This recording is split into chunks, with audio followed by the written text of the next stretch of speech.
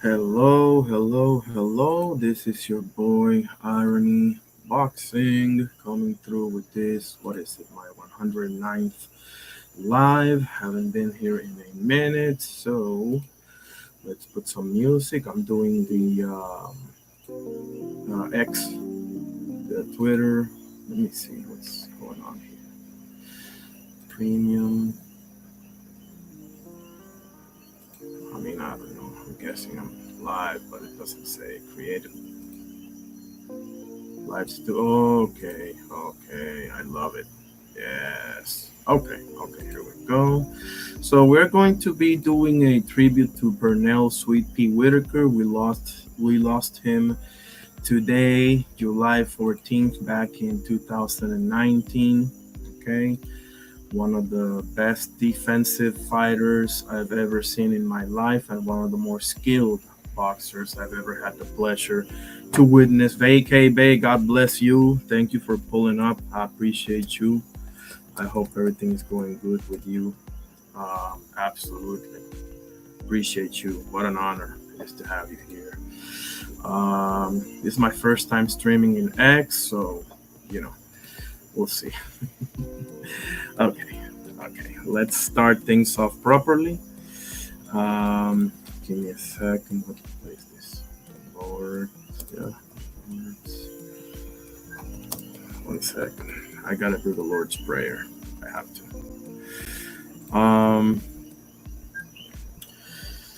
Okay. Let's hold things for a second here on the music side. In the name of the Father, Son, Holy Spirit. Our Father who art in heaven, hallowed be thy name. Thy kingdom come, thy will be done on earth as it is in heaven. Give us this day our daily bread, and forgive us our trespasses as we forgive those who trespass against us. And lead us not into temptation, but deliver us from evil. For thine is the kingdom, the power, and the glory, forever and ever. Amen. In the Father, Son, Holy Spirit. Thank you, God, for everything. I hope you're all having a great day, afternoon, evening. Just do boxing. How you doing? I hope everything is good with you. Salute to the source of boxing. Anybody here not don't know this guy? Follow him every day, like 4 p.m. or 5 p.m. He does everything. He covers boxing news. He does interviews. He breaks things down. You think about it, he does it. If you name it, he does it. Okay, so go ahead and subscribe to my brother over there, and I hope you're doing good, brother. I know you had a thing the other day or yesterday. Appreciate you too, sir. It's an honor to have you here. So yeah, we're doing a Pernell Whitaker tribute, huh? Let me do the survey question first before we get to the good stuff. Which one of these fantasy matchups interests you the most with Pernell Whitaker? Roberto Duran, Hector El Macho Camacho, Manny Pacquiao, or Aaron the Hawk Pryor? Which one of those four fantasy matchups interests you the most? We got Duran, Camacho, Pryor, and who's the other guy? Man, what's wrong with me? Manny Pacquiao. Who's the other guy? This guy named Manny Pacquiao, right? Okay. It's here. Let me make sure that I have this on the laptop format as well as the mobile format. Just bear with me for a second because I'm not the most technologically sound guy on the planet. And Pacquiao and my answer is I'm gonna say Roberto Duran, but man, that Camacho. All of them, right? Like Pacquiao, Pryor. Give me Robert. I think he beats the Roberto Duran, man. Seriously. I think he beats the Roberto Duran. I think he beats Camacho. Amen, VK Bay, absolutely. Amen. Um, is it good? Okay, yeah. Let me put the mobile now. Second on the mobile format, and we'll get to the good stuff. I got some Chavez clips. I got some some sick pull counter clips for you. Yeah, we're about to have some fun here. There's some boxing news. Andy Ruiz is fighting Damian Niba. I think it's September 4. I'm not sure. Maybe just who knows. and he is training with Manny Robles, which in my opinion is one of the top 3-4 trainers right now, right there with Bo Zianis, and the other two I'm gonna have to think about. I've always been high on Andy Lee, but until I see Hamza Shiraz fight somebody with a pulse, and beat them, the jury's out on him, isn't it? So, well, okay, let's go to the good stuff now. Music. Okay, so let's share screen and let's start showing how's Twitter doing. I don't even know. I'm just looking at this thing. Okay. So we got Asuma Nelson, we got Buddy McGirt, we got Jorge Maromero Paez. We're gonna have some fun up in here. Okay. Let me share my screen. Where's the thing here, man? You can tell I've done this in a while, right? Share screen. Okay. Entire screen. I'm gonna drop the link in a second. Okay, let me know if y'all can see this properly, right? We're gonna start with some clips about the Julio Cesar Chavez fight, shall we?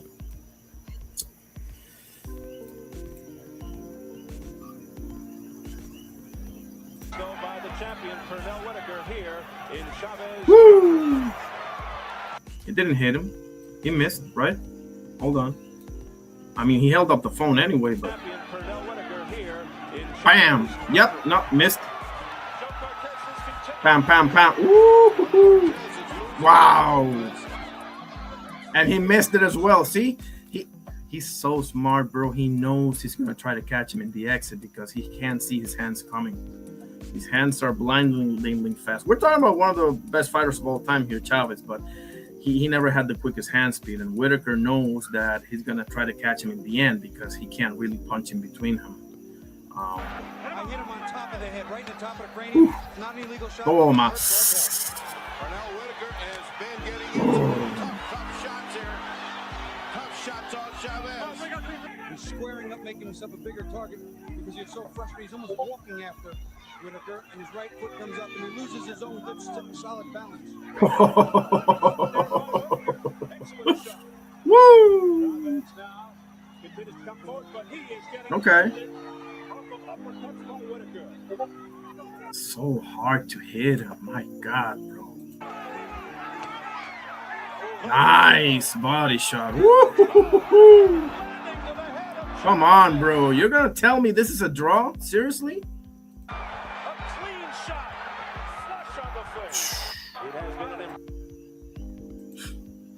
Good God almighty. What a fighter. What a gift to watch. Now, there's a pull count. That's Asuma Nelson. Where's the pull counter video that I just saw? Man, what the hell's going on here? What? All right, let me see the comments. Okay. Actually, let me put the link. I should put the link up. Yeah. Let me put the link up. Okay. Post. I haven't posted this? Oh, okay. I guess I can do that.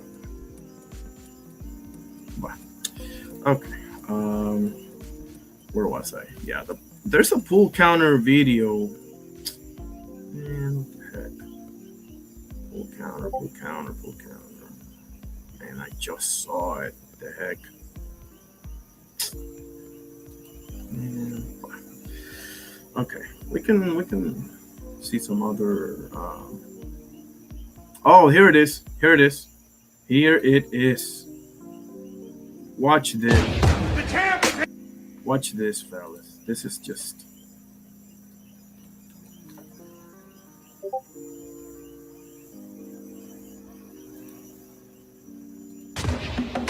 Oh my!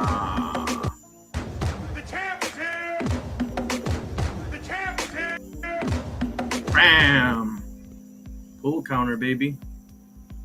Get him to commit with either a jab or whatever, and pop! come over the top, bro. Nailed them. Floyd Mayweather utilized that, and so many other great fighters. So, oh, look at that! I'm here. Okay, look at me. I'm a big deal now. Okay, let's keep watching some clips of the man. Best defense of all time. Oh, let me check the surveys. Okay, nothing here. And nothing here. Okay, they'll come through. That's fine. Did I put the link? Oh, no, man. What the heck? Okay, here is the link. Okay. There we go. All right, so we're going to keep going with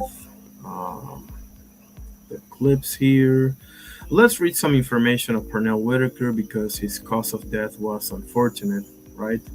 1964 to 2019, that's 55 years of age, man. Way too young to leave us.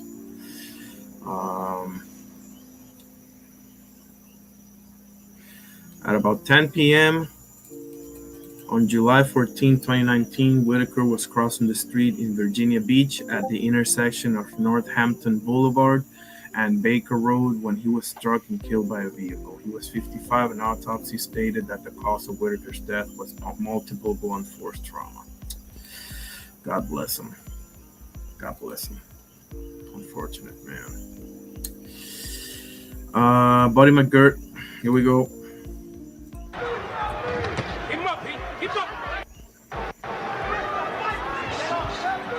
I should put up the banners of educational purposes only. Give me a sec. I got them. I have them somewhere. Educational purposes only, so I don't get, shellacked up in here. There you go. Okay, let's go back and watch Pernell Whitaker versus Buddy McGirt.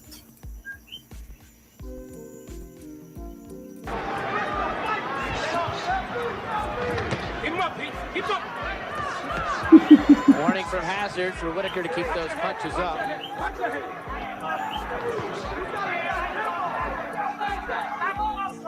This is almost a chess match. Almost a chess match?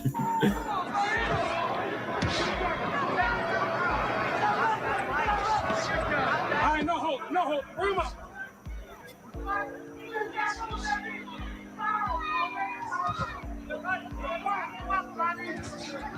McGirt being very economical with his punches. He's not wasting anything. Exactly. Whitaker has been busier. Wow, look at that, bro. Hold on. He's not wasting anything. Oh, I always catch him late. Okay. Let's slow this down so we can appreciate the man, the master. Being very economical with Bing, his bing, punches. bing. See how he stays defensively responsible with his left hand, though. Hold on. This is very important. Look at him. Double jab, and look at his left hand where it is, okay? This is a southpaw, so he's jabbing with the right hand, obviously. Economical. Right there, so if anything comes up, he can hold the phone.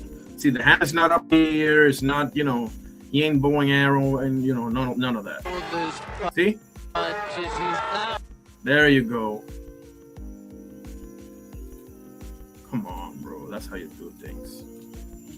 But you gotta put in the hours in the gym to do that, though. It's not with hopes and dreams. Not wasting anything. Pam, pam. Whitaker has been busier. Ooh, that's the one. Come on, bro. Look at that. Come on, I have to.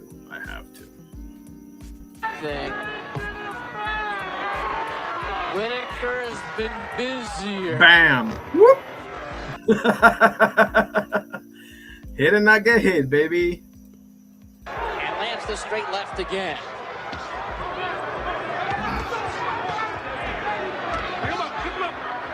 McGirt finally dug a left hook in that combination.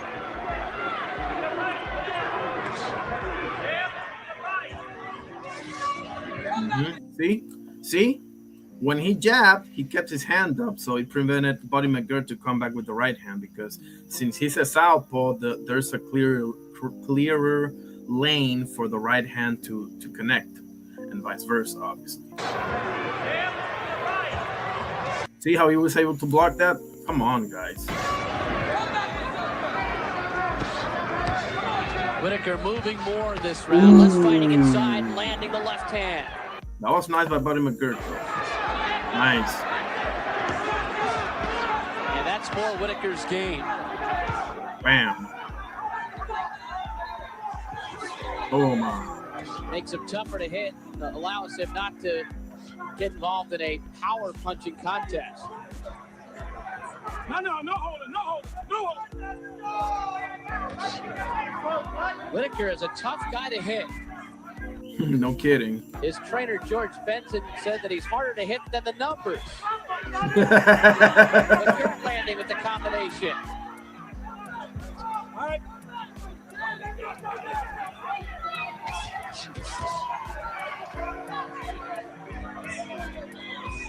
Because when he jabs, he knows the only punch he really has to worry about is that straight coming back at him. You know. Oh, bro, that's a thing of beauty, man. I gotta see that one again. Hold on. Come on, bro. What are we talking about here?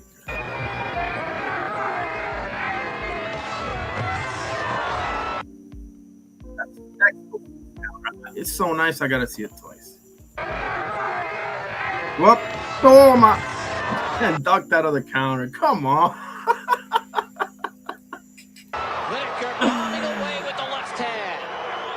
Snap McGirt's head back.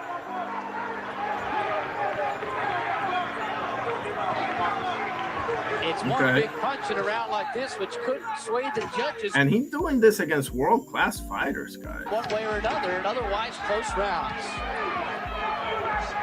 Oh my! Come on, bro.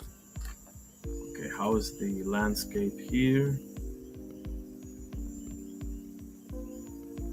Chad, how you doing? Are you the guy that was with Ryan yesterday? Great to see you, bro. Nevertheless, Sweet Pea's definitely my generation. Awesome. Welcome aboard, bro. Welcome aboard. Oh, okay, yeah, here it is. What's up, Iron? It's me, Chad from bro. I appreciate you, bro. Appreciate you. It's a pleasure to have you. There's the link right there. If you want to pull up and say, anything you want to say. He was not my father's favorite. He belonged to us younger guys at the time. Absolutely. Same here. My father was a little before.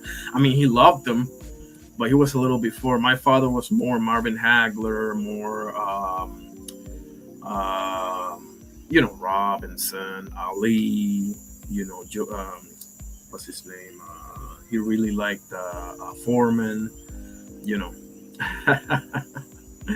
Great to have you, bro. Great talk last night for sure. We got a clip of Asuma Nelson as well. Yeah, there it is. Let's show this. Used to assume that crab-like boxer coming in. By the way, Asuma Nelson gave Salvador Sanchez a hell of a fight. He knocked out Wilfredo Bazooka Gomez. I mean, Asuma Nelson might be the best. I'm not sure if I can say the best African fighter of all time. I'm gonna have to really look into that one, but he definitely is in the short list. You got Ike Porte, you have man, I'm forgetting a couple. I know I am, but he definitely in the short list though. Offers an interesting reminder of a heavyweight. See, with the cross guard type like Bert Cooper and so many others. Ken Norton used to assume that crab-like boxer coming in. Well, actually, this is the same tactic that George Foreman used against Jerry Cooney with those hands crossed. But what happens is it takes another second or so to throw a combination. Ray, do you think this is a sign of early desperation that he's unable to get to Whitaker and he's trying anything he can to try to bully him? Well, first of all, someone else has problems with softballs anyway, and because of the hand and quick feet of Pernell Whitaker. This is very frustrating trying to cope with this kind of attack. Whitaker landing solidly with counter punches. You know which matchup interests me with Pernell Whitaker? Wilfred Benitez. How about that matchup, guys? Like, that's interesting. How you doing? Joey, Day, how you doing? Great to see you. First time. I believe he says I'm 40. I'm 42. I was born 86. He says I miss boxing, training, sparring, fighting. Tell me about it. I mean, I never was anything special or anything like that. But man, I miss the smell of the gym. I miss everything. The sweat. Oh my goodness, bro. Just the time away from the world, bro. Coqui. I'm from Puerto Rico. Yeah. D Free, how you doing, brother? Great to see you as always. The link is right there. Anybody can pull up. You too, Joey, whoever. Actually, speaking on the link, let me pin that thing. Make sure y'all put up on the survey. I see a couple of you have. One vote for Camacho, one for Pacquiao, one for Aaron the Hawk Pryor. And I'm the one saying Duran. I mean, any of them is good, obviously. Let me pin the link. One second. Where is it? Okay. Pin. And on the laptop. There it is. Okay. Awesome. Oh yeah, he was really good. Tell me about it, bro. Like, and not only that, he got robbed one too many times, fellas. Let's be honest. Like Julio Cesar Chavez being a draw.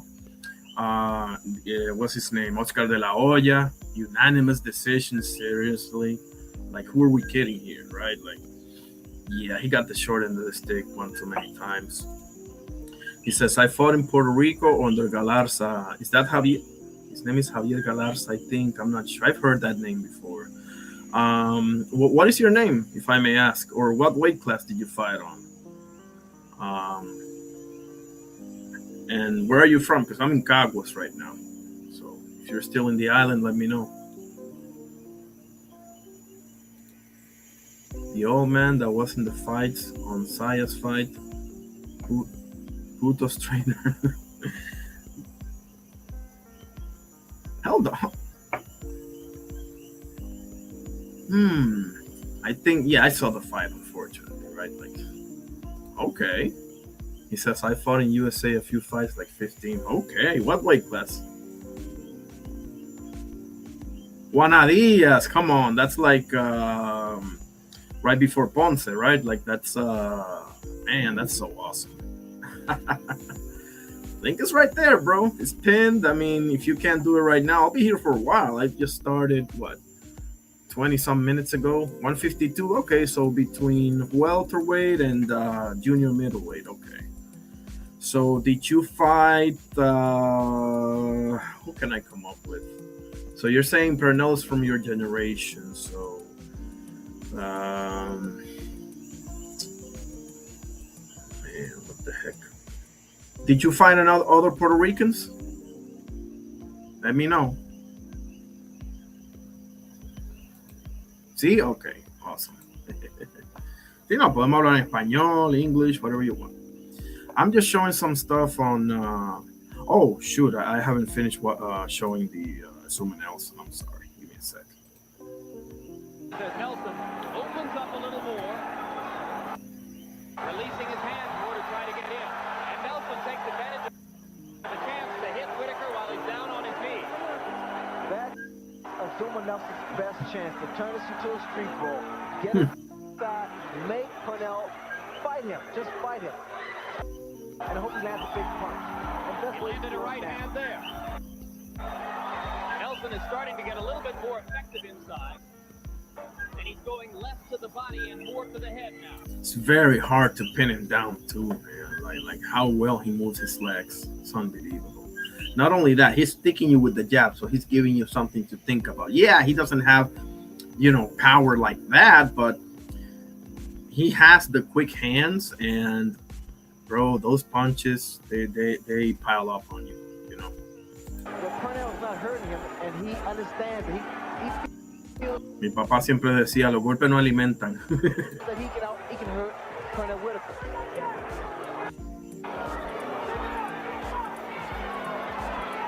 Bam, bam, bam, yeah. Wow. But you gotta move your head, Nelson. I mean, come on, straight up like that, looking like Tim Seal, man. What are we doing? I mean, all due respect, obviously. Keep throwing that jab at me. There you go. Yeah, this guy is. Whitaker obliged. Something's apparently wrong with the connection, so I'm gonna ask you for some patience, guys. Yesterday we talked to Zoom about taking jabs. He said, I'll take a jab to get inside and throw my punches. So these jabs apparently are not bothering him. But they're scoring points. They'll show up on the scorecard. He had a brutal knockout of, I believe, Diosbelis Hurtado was his name. I think it was a Cuban fighter. I'm about to show that to you.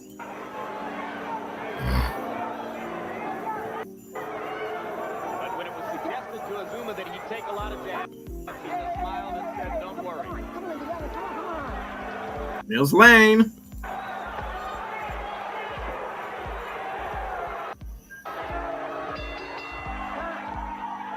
Man, that's like that's a legend that he's doing this on. That's the thing, you know. Like you gotta take into account who he does it against, man. Like Joey says, in Puerto Rico, I did like 11 fights, in the USA 15. Okay, 26 fights, man. Job well done, bro. Amateur, okay. I didn't even get there. So salute to you, bro. Matter of fact, hold on. Matter of fact, and I'm dead serious. There you go.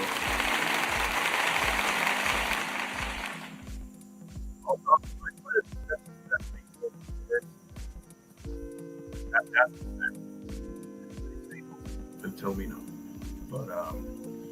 But yeah, let me check the surveys real quick. How are we doing in those? Okay, one for Camacho, one for Pacquiao, one for Aaron the Hawk Pryor. Hopefully Panama Lewis is not in his corner for that one, just saying. But where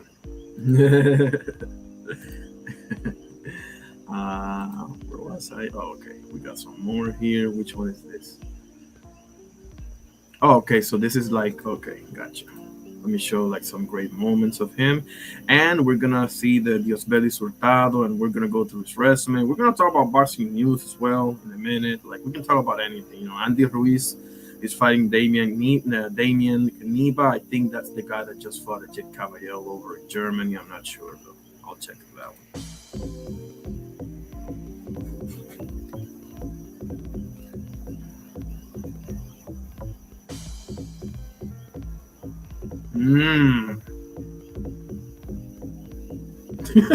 Come on, bro.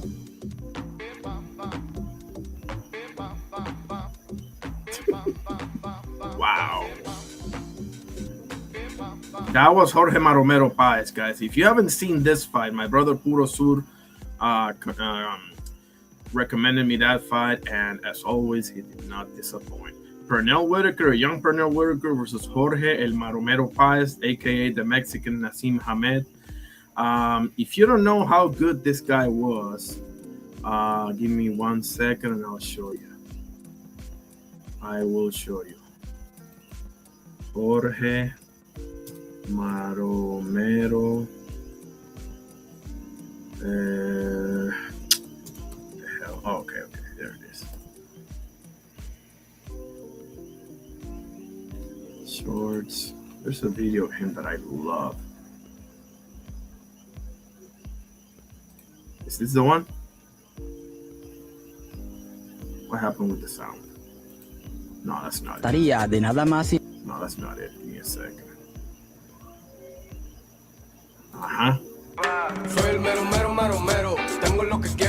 No, that's not it either. Shit. I'll find it.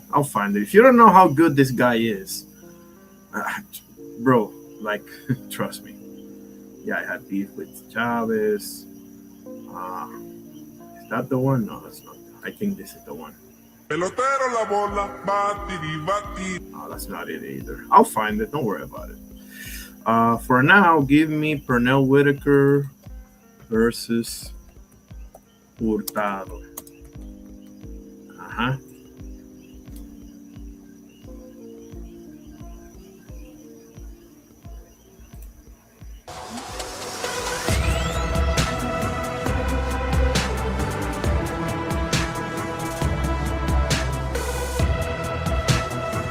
Yeah. Okay. Well done, Hurtado.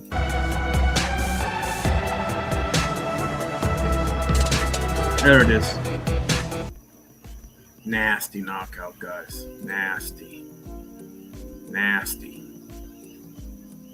I'm in Milwaukee today. I just went looking for a boxing gym and I found one really close to me. Awesome, man. Oh, really? Only 2 hours, 4 to 6. Out here I was training in one that is it's called the Wilfredo Gomez gym. It's over at Guaynabo. And they have like an office like schedule only Monday through Friday, like from 10 to 6, like the time where nobody can do it, nobody that's working can do it. I'm like, guys, how are we gonna get back to our glory days if we got gyms like this, bro? Like in Mexico or in the USA, the countries that are serious about this, bro, they're gonna eat our lunch, bro. Like, come on, man. But that's just me. Hopefully, the great thing about boxing, bro, is that you can train yourself too, bro. Okay, listen, if you don't have space to put a punching bag on or a double end bag or speed bag or maybe the noise or whatever, I don't know, but you can do shadow boxing, you can do jump rope, you can do that's what I do. Maybe I can't do all the things that I would like to do, but you can do something. You can sweat that off, and just stay dangerous with your hands. Get you 2 pound dumbbells or 3 pound dumbbells and do shadow boxing with those. Get you some resistance bands, get you that ladder for footwork if you want to, or you can do that with the floor tiles as I do it. Jump rope, and what else? There's a couple of things that you can do, not to mention lift weights, road work, all those things you can do, pretty much by yourself. Again, I don't know what your circumstances are, but most of those things, at the very least, you can do shadow boxing by yourself. Like, at the very least, even if you have no space, do it stationary. Who cares? Practice the punches.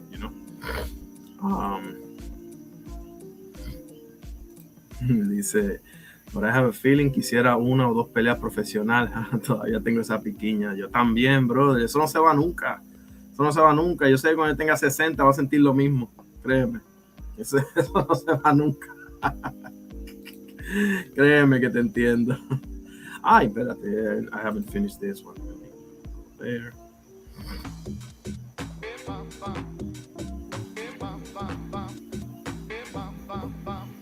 I think that was Greg Haugen. Woo!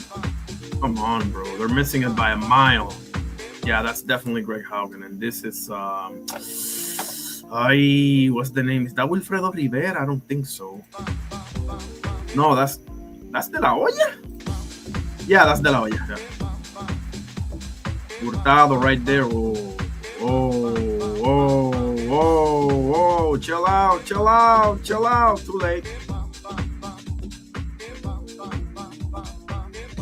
Come on, bro. Wow.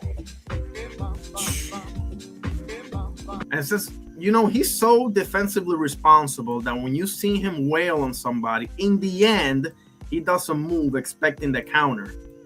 So he's constantly thinking about protecting himself. Guys, take note. Up-and-coming fighters, whatever, take note. Always. What does the referee tell you all the time? Protect yourself at all time, bro. Look at this. Let me slow it down, actually, because this deserves this. Make sure you subscribe, brother, and we'd love to have you and chop it up with you, bro. We can do English, Spanish, whatever. I don't mind it at all, bro. Always have a fellow Boricua in the house. There it is. 1, 2, 3, 4, 5. Whoop! Just in case a counter comes. That's how you do it, fellas. That's how you do it. Take note from the best.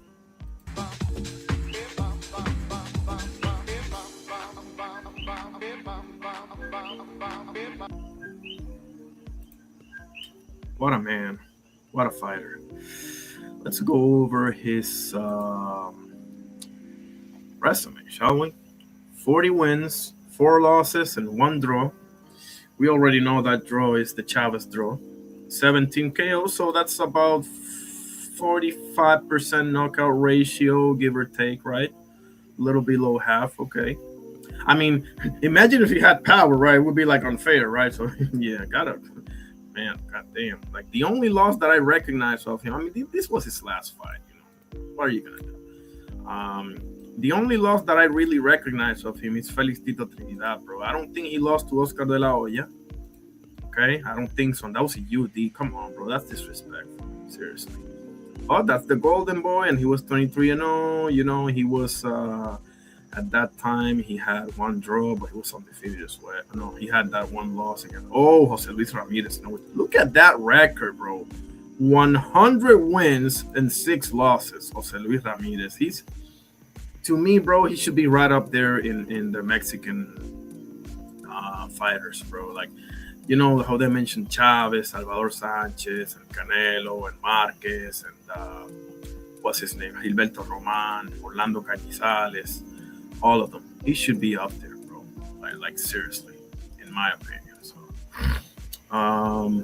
how's Twitter? Let's see. I don't even know.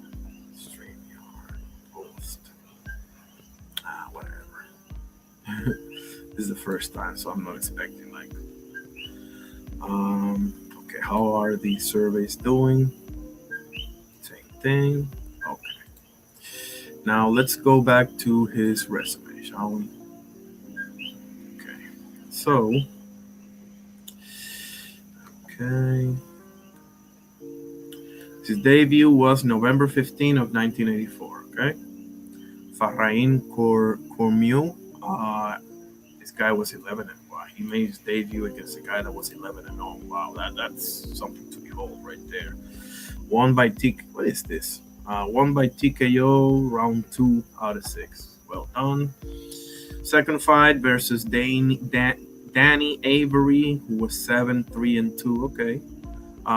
He won. I think this means that they didn't come out of the corner, right? RTD means refused to, I don't know, something like that.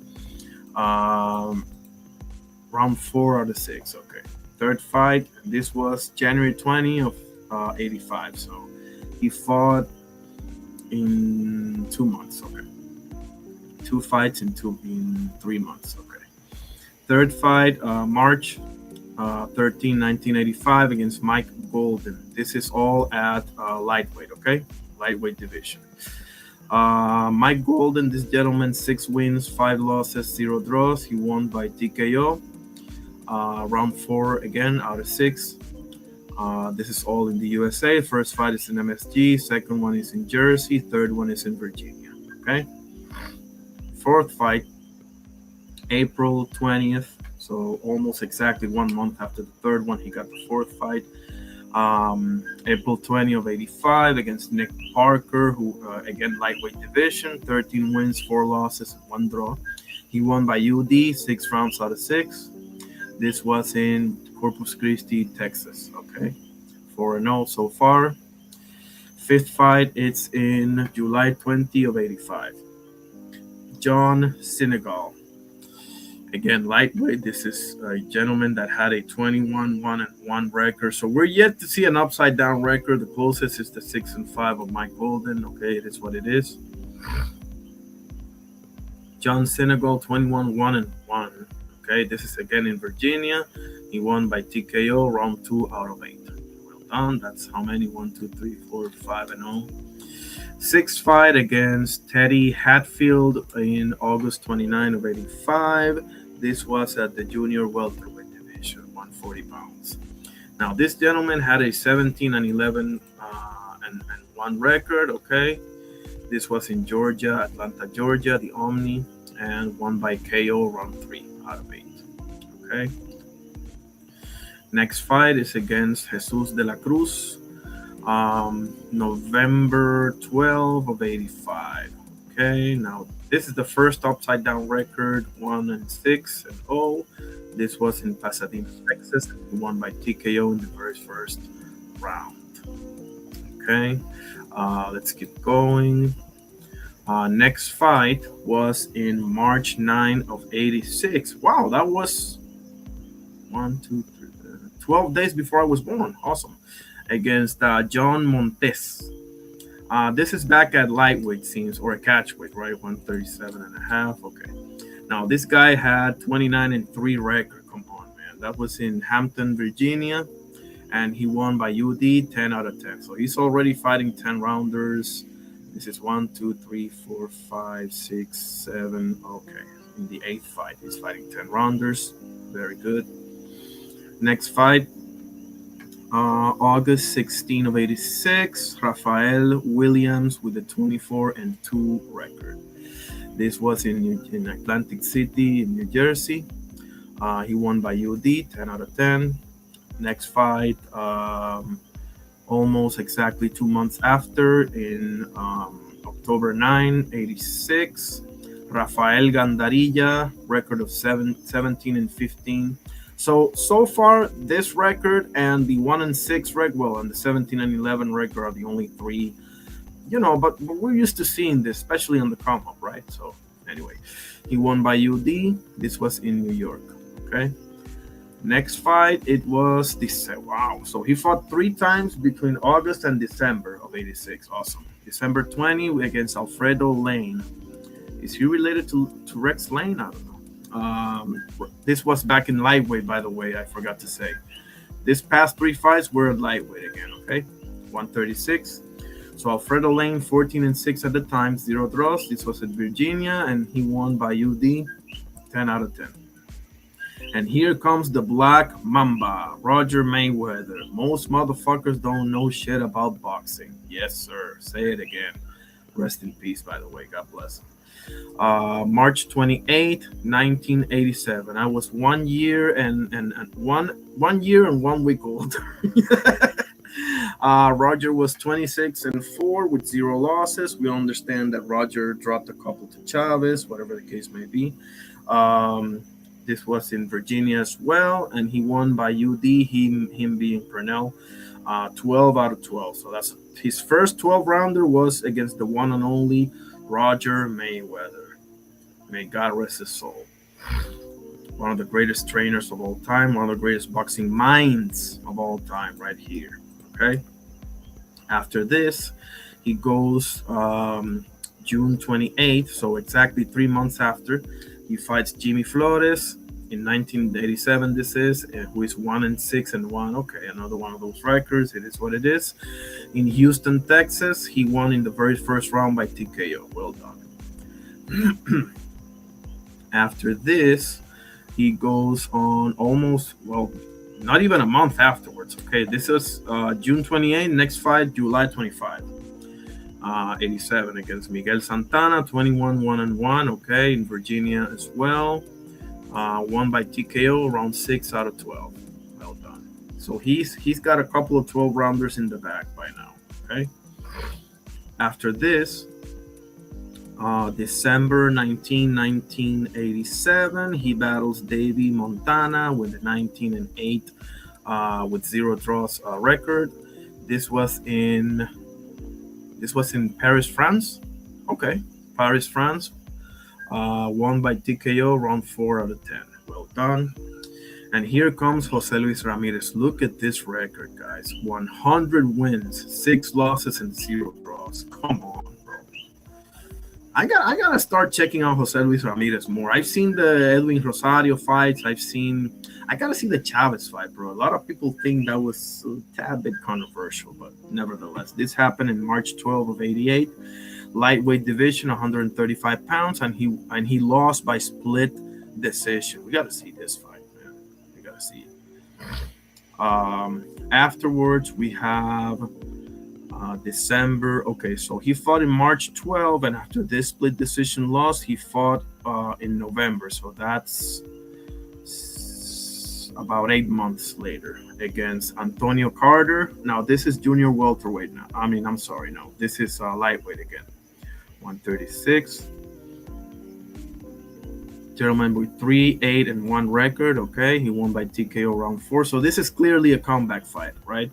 It's clearly a comeback fight. Let me go back to the chat, see what's up. Okay. Let's keep going. So a comeback fight, well done. Now this is one of his greatest performances that I hear. I haven't seen this fight yet. I've seen many Hogan fights. I've seen Vini Paciencia, Camacho, Edwin Rosario. I've seen what's his name, Chavez. I mean, I've seen plenty of Greg Hogan fights, just not that one. Okay, this happened February 18, 1989. Lightweight division, 135, 34 pounds. Greg Hogan was 22-1 at the time with 0 draws, and this was at Virginia, and he won by UD, 12 out of 12. Well done. After this, a little over 2 months later, now he's rock and rolling, right? Now a little over 2 months later, he goes April 30th of 1989 against Louis Lomeli. That name rings a bell. Again, we're at the lightweight division. This gentleman was 24-0 with 0 draws as well, and he won by TKO round 3 out of 12. Okay, and here comes Jose Luis Ramirez again.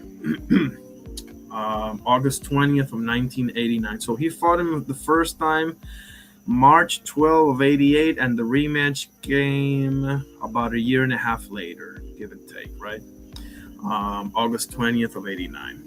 Again at lightweight. By this time, Jose Luis Ramirez is 102 wins, 7 losses, 0 draws, and this was in Virginia.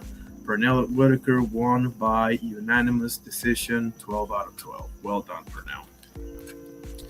After that, almost 4 months later, he goes, December 11 of 1989 against Martin Galvan. Now, this is a junior welterweight now, okay, 140. This man is 11-18 with 2 draws. It is what it is. This is back in France, Laporte, something like that. Won by TKO round 3 out of 7. Okay. After this, in about 2.5 months later, he goes February 3rd, 1990 against Freddie Pendleton. Back at lightweight, that is 135, right? This guy is 24-16 with 3 draws. This was at New Jersey, Atlantic City, and he won by UD, 12 out of 12. And here comes Azuma Nelson, Ghana's finest. You can disagree. You can think it's Ike Quartet. It's debatable, man. I think there's a few others in there anyway. But okay, Azuma Nelson happened on May 19th of 1990. Okay, by this time, Azuma Nelson is 31-1 with 0 draws. That loss, I'm pretty sure, is Salvador Sanchez, right? Back at lightweight again, and this was in Las Vegas, Nevada, Caesar's Palace, and he won by UD. Pernell Whitaker did, 12 out of 12. Well done. So, okay, this was May 19th. Okay, so almost 3 months ago, 2.5 months ago, give and take, he goes August 11th, 1990 against Juan Nazario, who is 21-2. Look at these records, guy. Yeah, you can find 4 or 5 upside down weird records, double-digit losses, but the rest are, man. Lightweight, okay, 21-2 with 0 draws. This is in Nevada again, and he won by KO in the very first round. How about that, huh? Okay. Now he goes, this was 3 months ago, 3 months and some change. Afterwards, he goes November 22nd, 1990 against Benji Marquez. This was in junior welterweight-ish, or maybe catchweight, 130.5, something like that. This guy is 18-8 with 1 draw. And this was in Madrid, España, tío. They're playing in the World Cup final, by the way. Congratulations. You're going to lose to my Argentina, but well done getting second anyway. This was in Comunidad de Madrid, Palacio de los Deportes, and he won by UD in 10 out of 10. Well done. Spain got to get into boxing, bro. Spain is awesome in everything else. Like, they got in soccer and basketball, in they got Topuria, they got people in racing, Formula One, MotoGP, you name it. Well, anyway. You got Sandor Martin, you got Javier Castillejo, you got Kiko Martinez. Okay, after this, we go into 1991, February 23rd against Anthony Jones, back at lightweight, 135. This man is 26-2 with one draw. This was in the Caesars Palace, Las Vegas, Nevada. Mills Lane, my favorite ref of all time. He wins by UD, 12 out of 12. Well done. 5 months afterwards, give or take, he goes July 27, 1991 versus Paulie Diaz. This was 133 and a half. Okay, almost lightweight. Now, this guy is 32-0 with 0 draws. I understand padded up records, but listen, he beat 32 people, bro. It is what it is, right? Virginia, and he wins by UD. Well done. Here comes Jorge El Maromero Paez, guys. Look at that record, for God's sakes. This happened on October 5th, 1991.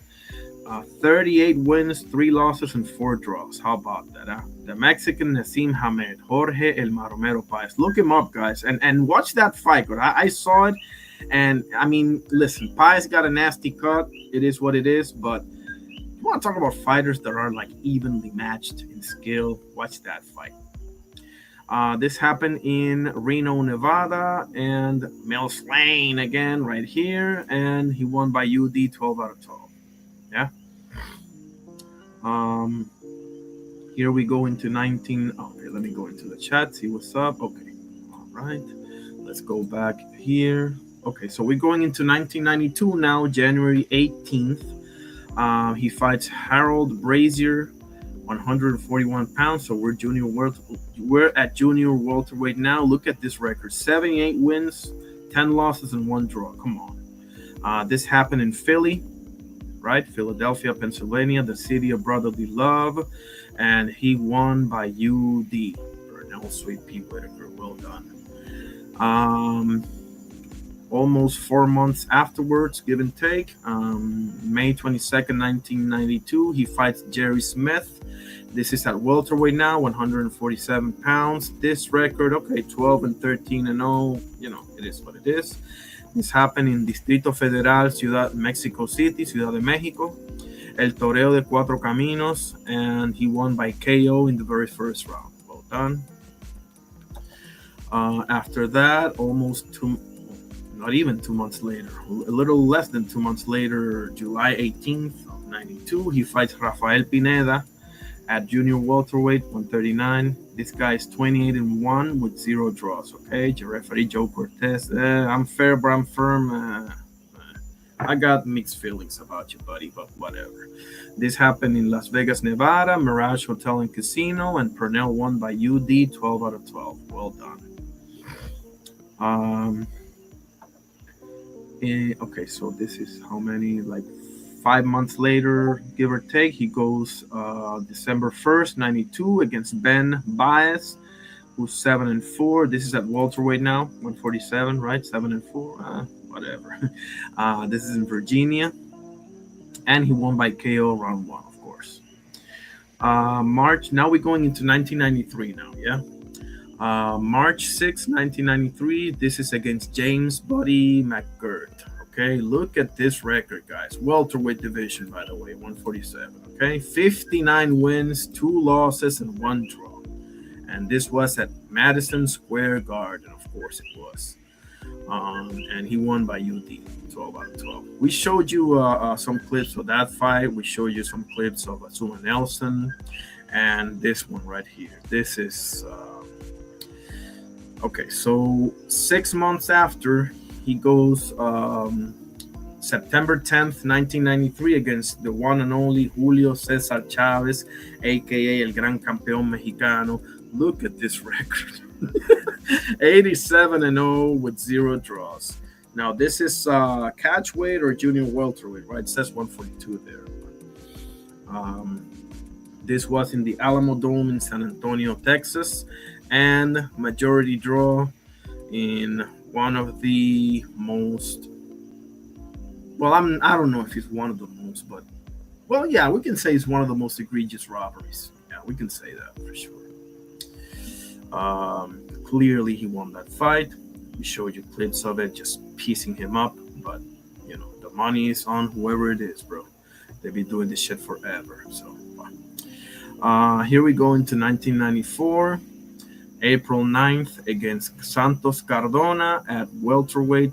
This gentleman's 29 wins, 3 losses, and 0 draws at the time. This was at Virginia, and he won by UD. Well done. Now he gets to rematch James Buddy McGirt 6 months afterwards in October 1st, 1994. By this time, Buddy McGirt is 64 wins, 3 losses, and 1 draw, and he won by UD as well. Okay, Pernell at Virginia. Now, the first fight against Buddy McGirt was March 6, 1993, and the rematch was, about a year and a half later. Yeah, the same thing as Jose Luis Ramirez. Okay. And here we go into 1995 now. March 4th, 1995, he fights Julio Cesar Vasquez. Now we are in the junior middleweight division here, right? Now this man has a record of 53 wins, 1 loss, and 0 draws. How about that, huh? This was in Atlantic City, New Jersey, and Pernell won by UD, 12 out of 12. Well done. Okay, about 5 months later, 5.5 months later, he goes August 26, 95, and he fights Gary Jacob. That name also rings a bell to me. This is at welterweight now, 147, and this man is 41-5 with 0 draws at the time. Atlantic City, New Jersey took place, and Pernell won by UD, 12 out of 12. Now, a little less than 3 months later, he fights in November 18, 1995 against Jake Rodriguez at welterweight, who's 28-3 with 2 draws. This happened in Atlantic City, New Jersey, and he won by KO in round 6. Frank Cappuccino, this is a great referee. This is the one that let it go. The first fight, Arturo Gatti and Mickey Ward. Arturo Thunder Gotti versus Irish Mickey Ward. The first one, the unbelievable one, he's the one that let it go. So that's one of the greatest decisions I've ever seen in history by a ref. Shout out to Frank Cappuccino. Okay. After we go into 1996, and this is a great fight right here. He goes and fight my fellow countryman, Wilfredo Rivera.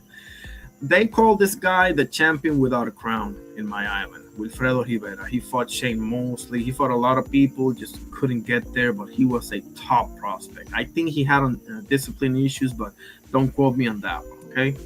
This happened at welterweight. This man, Rivera is 23-0 with 1 draw at the time. This happened, what is this flag? Is this Philippines?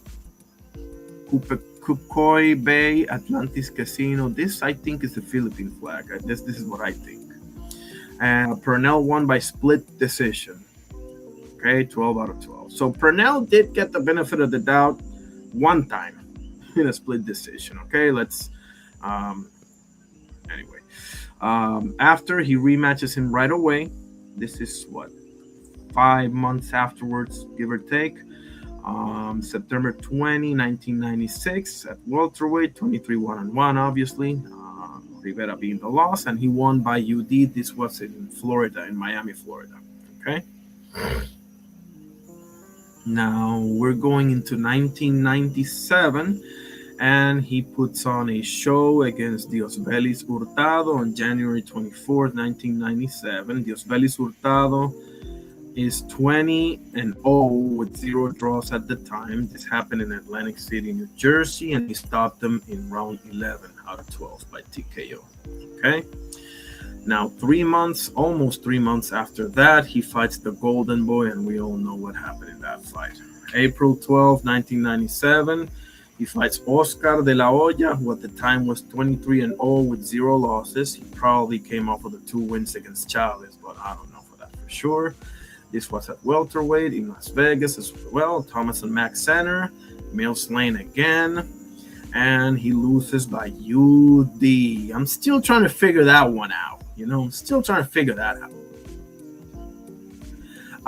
Depende, Joey, porque yo me ausenté como por un mes.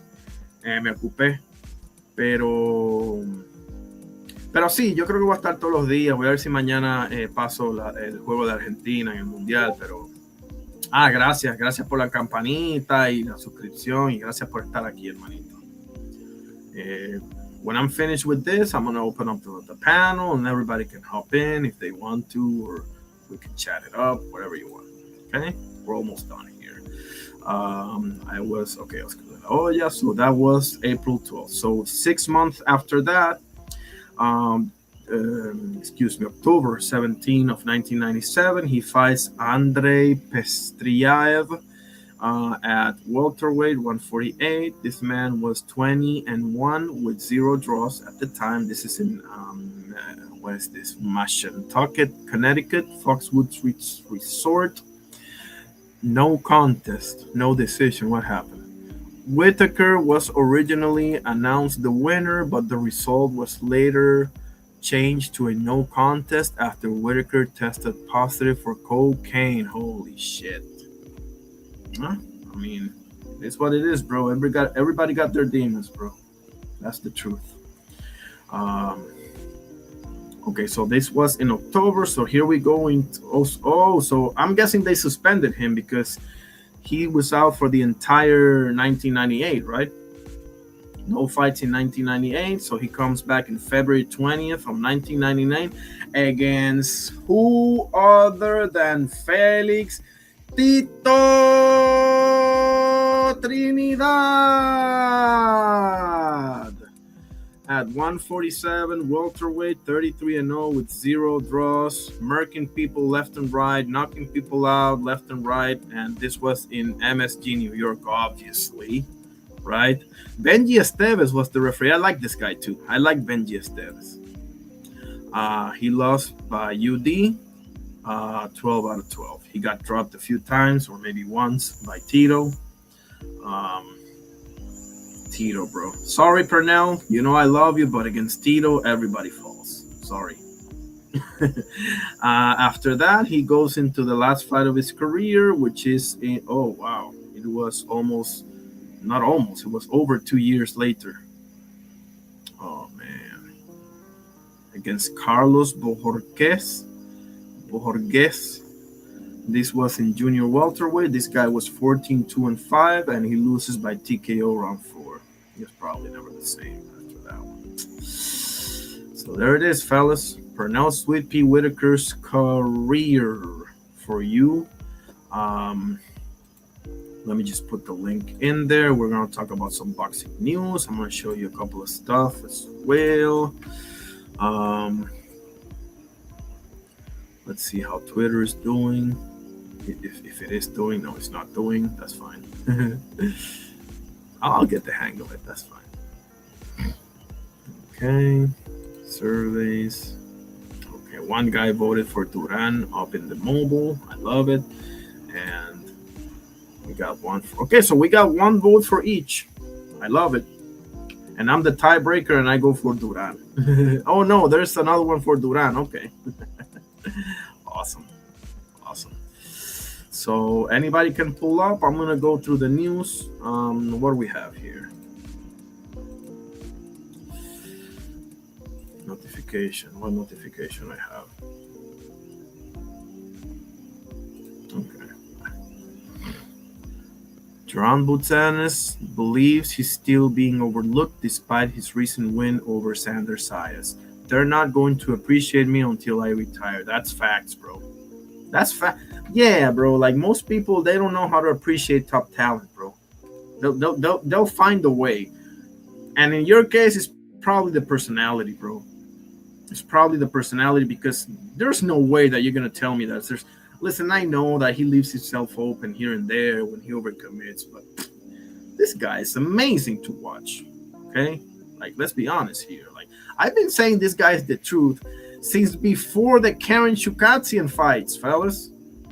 I know what I'm looking at. Do I get it right 100% of the time? No, hell no. But come on, man. Fired up. This fight doesn't really interest me. I hope Aleem can upset the apple card, man. Emmanuel Aleem, who had an amazing fight against Yevgen Kitrov back in the day, against one of the most overhyped fighters you'll find today with Pacheco. in my opinion. There it is right there. Pictures. He's training with Buddy McGirt now, I believe, right?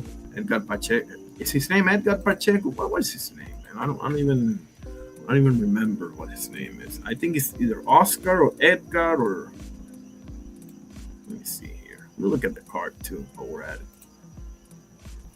Oh, Diego, perdón. Sorry, Diego Pacheco. Wow.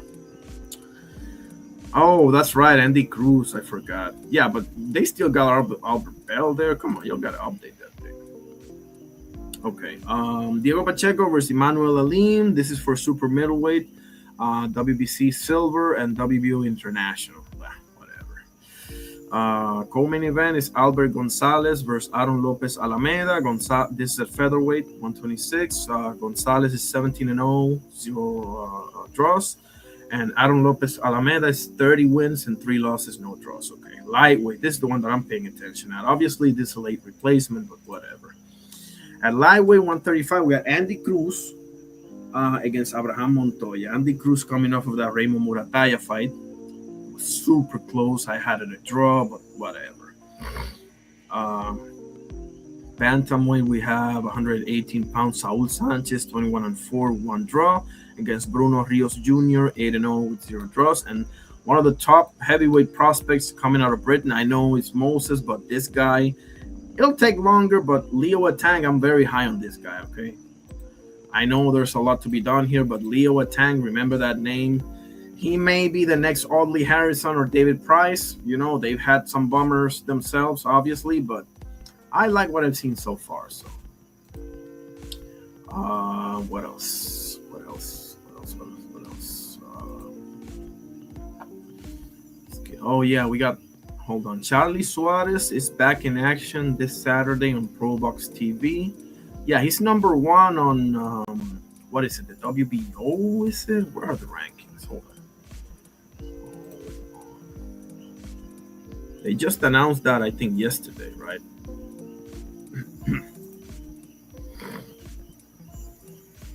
No, that's not it. It's 30, right? Yeah, it's 30. Yeah, there it is. WBO.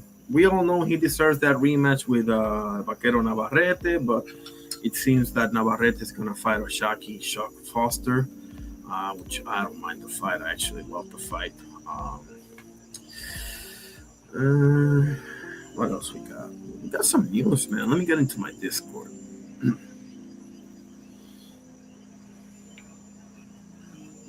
Yeah, there it is. Muto Promotions. Hold on. Let me just open this up. Muto Promotions have won the purse bid for the Ryosuke Nishida versus Sam Goodman interim IBF Super Bantamweight title fight. That's 122 pounds, right? With a bid of 610K, beating No Limits bid of 583 and a half. Okay. That's Ryosuke Nishida. If you don't know who this guy is, this guy gave Junto Nakatani a hell of a fight. I know Sebastian Hernandez did the same thing, and obviously Naoya Inoue beat him. But I highly recommend you all watch Junto Nakatani versus Ryosuke Nishida, bro. Them Japanese boys can fight, bro. They can fight. Okay. Yeah, see? Andy Ruiz with Manny Robles. That could work, man. If Andy Ruiz can get his shit together and his nose clean, it could work, man. Ruiz versus Damian Neva, September 4th, Newark, New Jersey. Actually, speaking of which, Damian Neva. Is he the guy that fought Jit Caballero? Yeah, there it is. I knew it. Jit Caballero, he fought him in Germany. Yeah, I knew it. So he got Andy Ruiz on September 4th, and he already got another fight lined up for a month afterwards. Something wrong there. I don't know. Whatever. What else we got? Do you find this interesting, fellas? Put it in the chat. I mean, I was hoping Ruiz. I mean, I'm not looking for a rematch against Miller anytime soon, right? But I mean, I don't know. He was rumored to be fighting Tyson Fury, and then he's fighting like Marius Wack or whatever because they don't want to fuck up that AJ fight, obviously. But oh yeah, here's a Shaki Foster exposing Shakira Twitterson. Shakira Twitterson.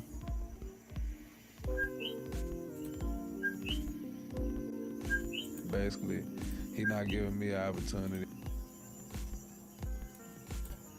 For the guys that still somehow defend Shakur Stevenson, listen to this. He went on Twitter and was like, basically, he not giving me an opportunity, giving me a shot at fighting him unless I give Ray Ford the shot. And we did that, and he not holding himself. He not being a man of his word. We ain't heard nothing from him. He got in the ring. Look at how tough he acts in the ring. When nothing is signed or anything. Look how tough this guy acts in the ring. You would think he's Mike Tyson or Tommy Hearns or some shit like that. What are you yelling at, buddy? He not holding himself. He not Look being at a this man of his little punk word. ass. We ain't heard nothing from him. He got in the ring that night and said, we gonna do it. I told him I didn't care which way, and we ain't heard nothing from him. He went on Twitter and was like, basically, fucking punk. How do you guys not see right through this, bro? Like, this is puzzling to me, bro. Like, oh, we got another news. You all know Corey Marksman, right? I love this guy. Corey, yeah, unbeaten. This from Matchroom, okay? Unbeaten lightweights Corey Marksman and Christian Barreto collide in our inaugural Project Series main event August 28th in Orlando, live on the Zone. Okay, plus Alex Bray versus 13-0-1 and Travius Ingram in chief support and Kaipo Gallegos, Carlos De Leon. Okay, interesting enough.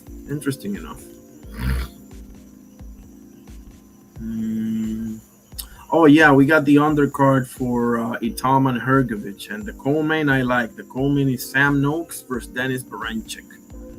This is a pretty interesting fight, in my opinion. Carrier, how you doing, sir? Great to see you, my brother. You think so? Tough. I mean, considering the inactivity, yeah, it could be a tough fight for Andy. Yeah, but I think Manny Robles. I got faith in Manny Robles, man. I got a lot of faith in that, man. I love the guy. It's one of my favorite trainers. We got Bosianis, Manny Robles. The rest I gotta think of it. I know there's some out there. I just can't think of them right now for whatever reason. Carrier says Shakur owe him the fight of principle, not because they're equal. Yeah, bro. Like so Carrier, I tell you to do something, and if you do it, I'll do this other thing, and then I don't do it. I mean, come on, man. Like, he says, I don't see how Andy get around that reach. Interesting. I like it. Let me see the surveys.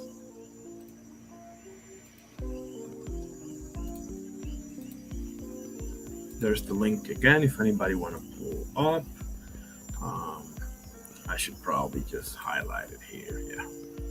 Okay. So let's see. And we can go over some other news. I know there's a lot of other stuff going on here. How is the survey doing? Man, this connection is killing me, man. What the hell?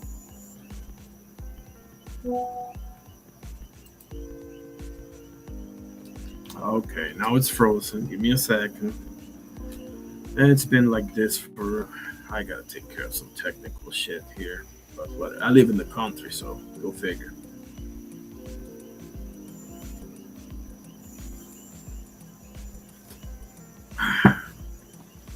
If it cuts, I'll be back, okay? I'll just put it that way. If it cuts, I'll be back. I got a shit ton of windows open. That's probably part of the problem. Time now. Bye. Oh, that's probably because I have Twitter at the same time.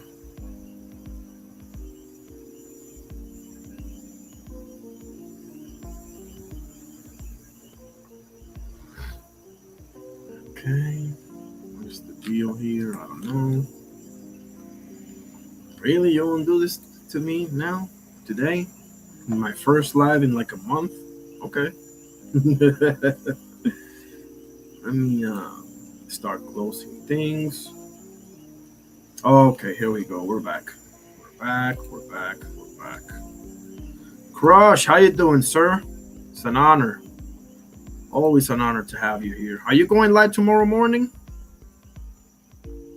Let me know if you're going live tomorrow morning because tomorrow morning, fortunately, I don't have to work so at that time. So I'll be able to check you out if you're live. I hope everything is going good with your promotion and everything else, brother. Awesome. Yeah, I'm doing a tribute of Pernell Whitaker, bro. Sweet pea. We lost him this day on 2019, man. Such a relic, man. Only 55 years old, man. Sucks. Went through his whole resume, showed clips of the Chavez fight, of the Buddy McGirt fight, of the Asuma Nelson fight. Did you see the Carrier and Crush? Did you or anybody else? Did you all see the Whitaker versus Jorge Paez fight? Because my goodness, what a fight that was! Oh, for sure. By the way, anybody here, put the link up in their Crush so that they can check you out. I recommend you follow this guy. This is every every weekday, Monday through Friday, 7 a.m. He talks boxing. He talks real stuff. You know, he gives wisdom, valuable advice. He rants. His rants are must-see TV. Okay, love the guy. Oh, okay, you did, bro. What a fight! Come on, bro. That's it right there. Okay. That's it right there. Subscribe, notify, like, everything. Weekdays, 7 a.m. Trust me when I tell you, you will not be disappointed. So yeah, Andy Ruiz got a fight. I mean, we got Diego Pacheco. I mean, boxing is kind of, I want to ask you, Crush and Carrier, what y'all think about Spence versus Tim Tszyu? Because, look, there's so many question marks in this fight, bro. Like the inactivity, the eye, even Tim Tszyu. Like Tim Tszyu is training with Jeff Fennick now, so is that gonna work? Like Jeff Fennick is a legend, but I don't know, man. Too many moving parts. I'll tell you this, bro. If Errol Spence wins, exactly. Thank you, Carrier. Like how do you even assess this fight? Now, I think they picked the right opponent because Tim Tszyu is not defensively responsible. He never moves his head. He does have decent power. He does have a win over Tony Harrison. You can argue that first Fundora fight with the cut and whatever.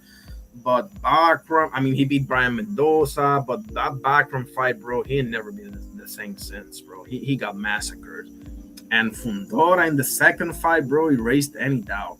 Like he started using his jab, he started being, more wise with it and what have you. I don't know, man. If Tim Tszyu can beat this guy or make it competitive at least, and I know that Errol's going there, so you'll know he's probably not going to get a decision, right? Like if it's close, he's probably not going to get the decision. Like this is over there. This is in kangaroo land, Shout out to my Aussies brothers and sisters, obviously, but I think Stephen Coolboy Fulton and Liam Wilson is going to be the most competitive fight because I'm expecting Coolboy to win, right? Because he's clearly the better fighter.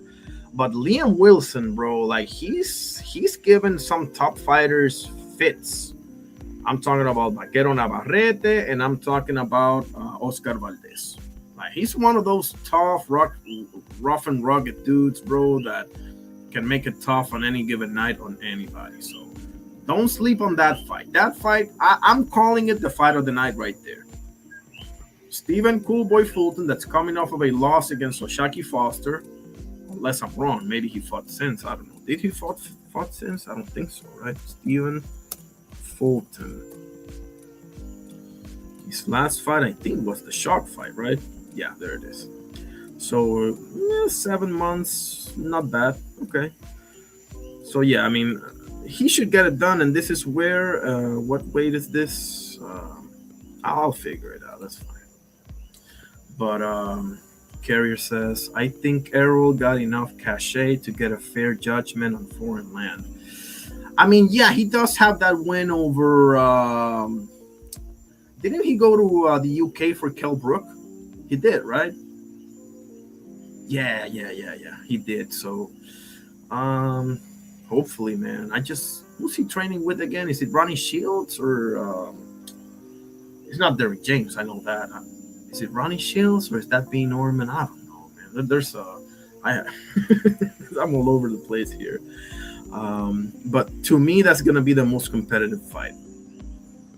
Liam Wilson versus Stephen Coolboy Fulton. Okay, what else we got? I've never liked Diego Pacheco, guys. I'm sorry. Emmanuel Alim, he tried his best against Leicester. He had a great fight against Yevgen Kitrov back in the. If you haven't seen this fight, guys, Emmanuel Alim. One second. Emmanuel Alim versus Yevgen Kitrov.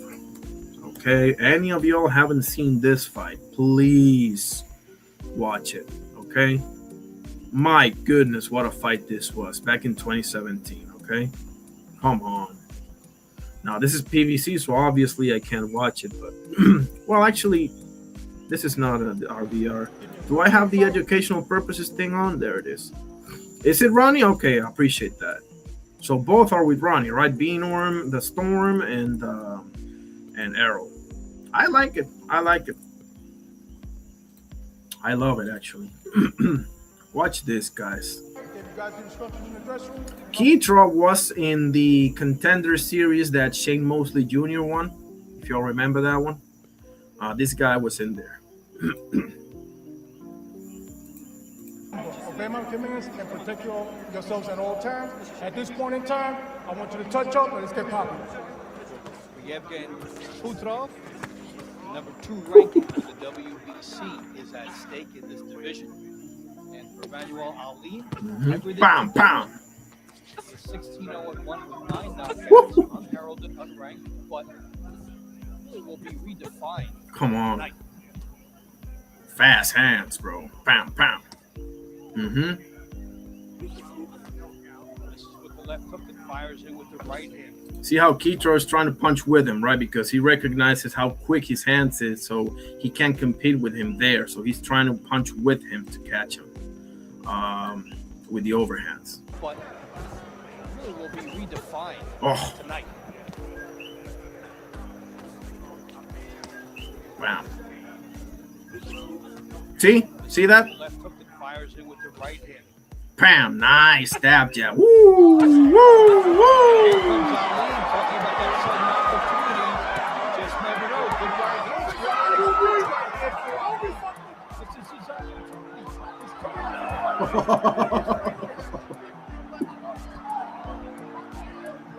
Unbelievable that he hasn't gone down, guys. He is so close. Took by Ali. Damn it. He took the best Ali had.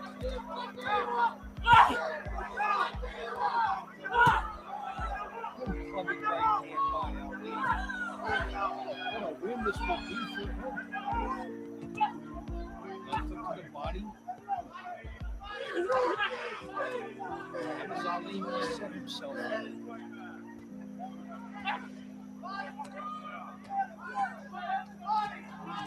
Let me check if anybody has clicked the link. Otherwise, I'll keep showing. Okay, I'll keep showing to you. This is a hell of a fight, guys. Stay tuned if you can. Trust me.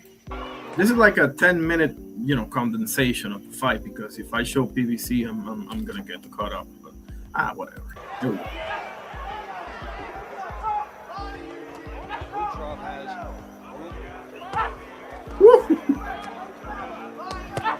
Ooh, there it is.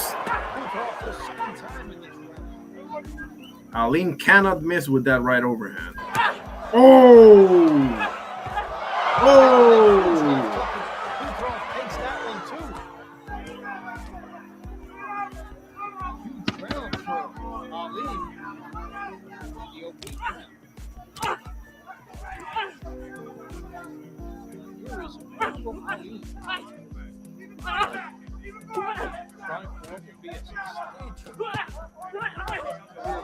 He's punching lazy, Keitro. And never moving his head. Well, he moved a little bit there. Richmond, Virginia. 3 guys have a combined record of 48. Pound. Yep. So they Yep. put him in a tough spot. No, he's taking the blue. See, when you can't match up somebody with skills, you got to look for other ways. And that's what Keitro's trying to do, getting on the inside, making it rough, because he knows he can't really box with this guy, you know. So, he's doing what he can with what he has. Woo! Shoe shined him. Ooh. Starting to feel somewhat more energetic. Let's go. By the way, Crush, I saw the Livingston Bramble and Ray Boom Boom Mancini fight. My God, bro. Thank you for the recommendation, bro. If anybody hasn't seen that fight, please watch it. Okay? Right hand by Pernell. Ali did not keep it up. Gets a chance to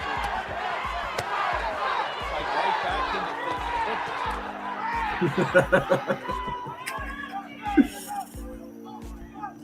Woo!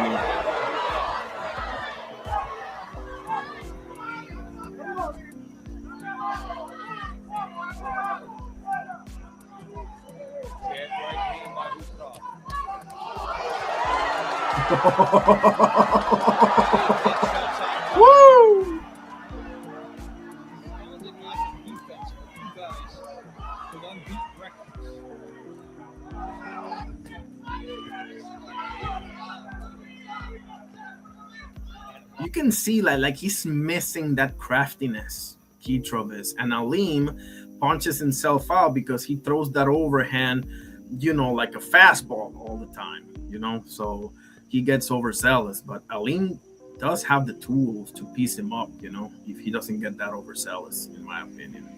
He doesn't have a long reach, but he have quick hands, bro. Oh. He's roughing him up.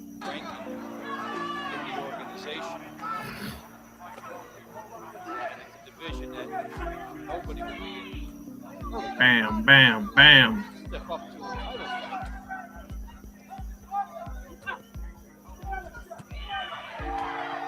Hell of a fight, fellas. Hell of a fight. That's a fight.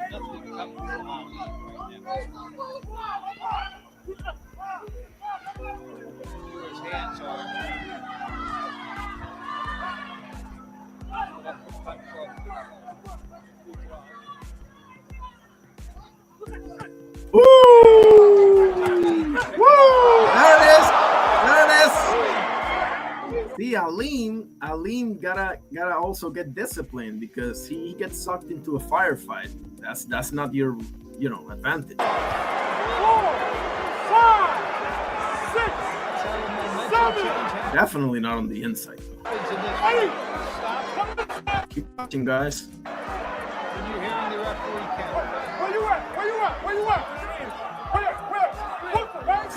Where you at? In the ring? I love it. Good answer, though. Let's go. This is his chance.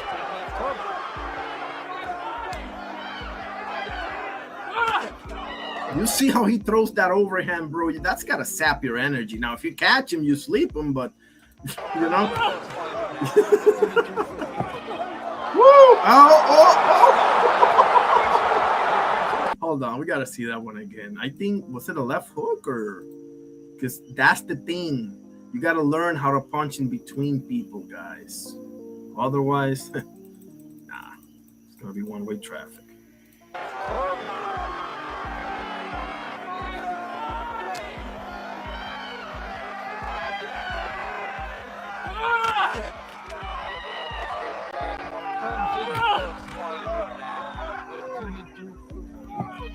Yeah, the left hook. Yep, it was the left hook. But punching with him, because by punching with him, he can't see it coming as otherwise he would.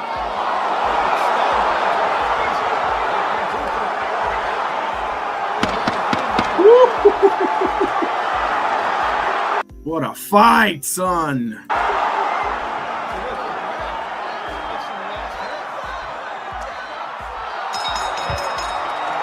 There's a lot of low profile, quote unquote, low profile fights like this, guys. All right, let me see if anybody pulled up or anything before I keep going. Ryan from the 6, my Canadian brother. How you doing, brother? Cosmic, what's up, Cosmic? How you doing today? Great to see you, fellas. Good stuff, bro. I love your channel, by the way. Good stuff. We had a great conversation about a week ago or something like that. Buddha pulled up and everything. Carrier says, I don't see nothing he does to present Pacheco. No, unfortunately, no. He's smaller, older. Yeah, Pacheco, bro. Give me a break with Pacheco. You already know. Y'all gotta click the link and we can chop it up if you want to. Or we can do it on the chat, whatever the case may be. But this is an unbelievable fight, guys. In my opinion. As he stops, takes the right hand, takes the left hand. Bam, bam. Ah. 1 minute rest. Woo. Or extending it. First change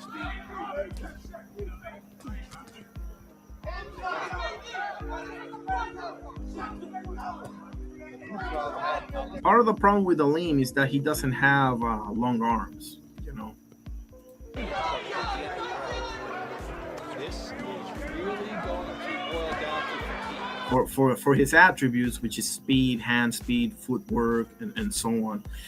Man, you know. But hey. Woo. Pam, pam, pam.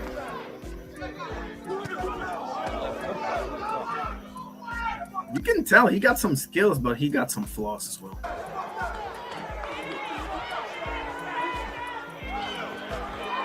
Pound, pound, pound.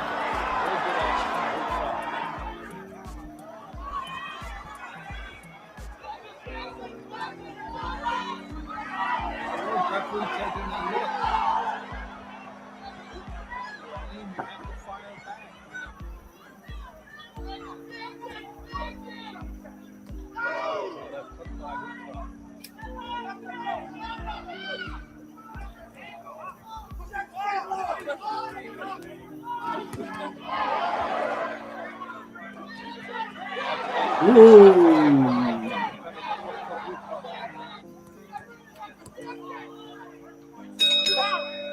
So by punching himself out, he also lacks energy to be defensively responsible, and he gets hit with shots that he otherwise might not have. You know what they say, fatigue makes a coward out of us all. That is so true. Back to his lifeline, just the jab. Two factors you're going to try to quote unquote go low. And have the resilience in those fights.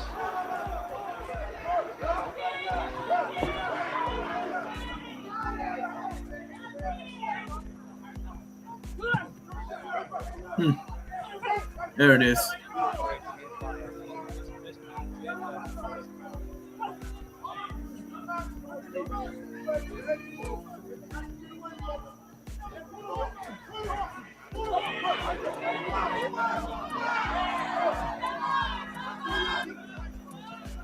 You know, is it me or Diego Pacheco got a thing with fighting shorter, older guys? You know, Steven so-called Nelson and now Emmanuel Aleem. Isn't he coming off of a loss anyway against Lester Martinez? I mean, it is Diego Pacheco, so whatever. Better stay the hell away from David Benavidez, I'll tell you that much. Taking over the last 40 seconds of this round. Any difference?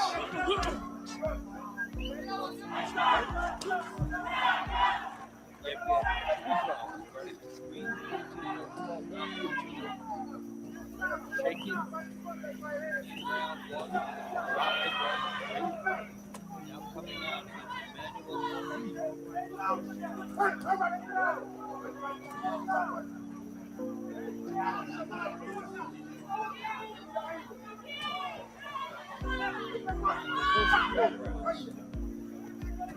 These guys were exciting.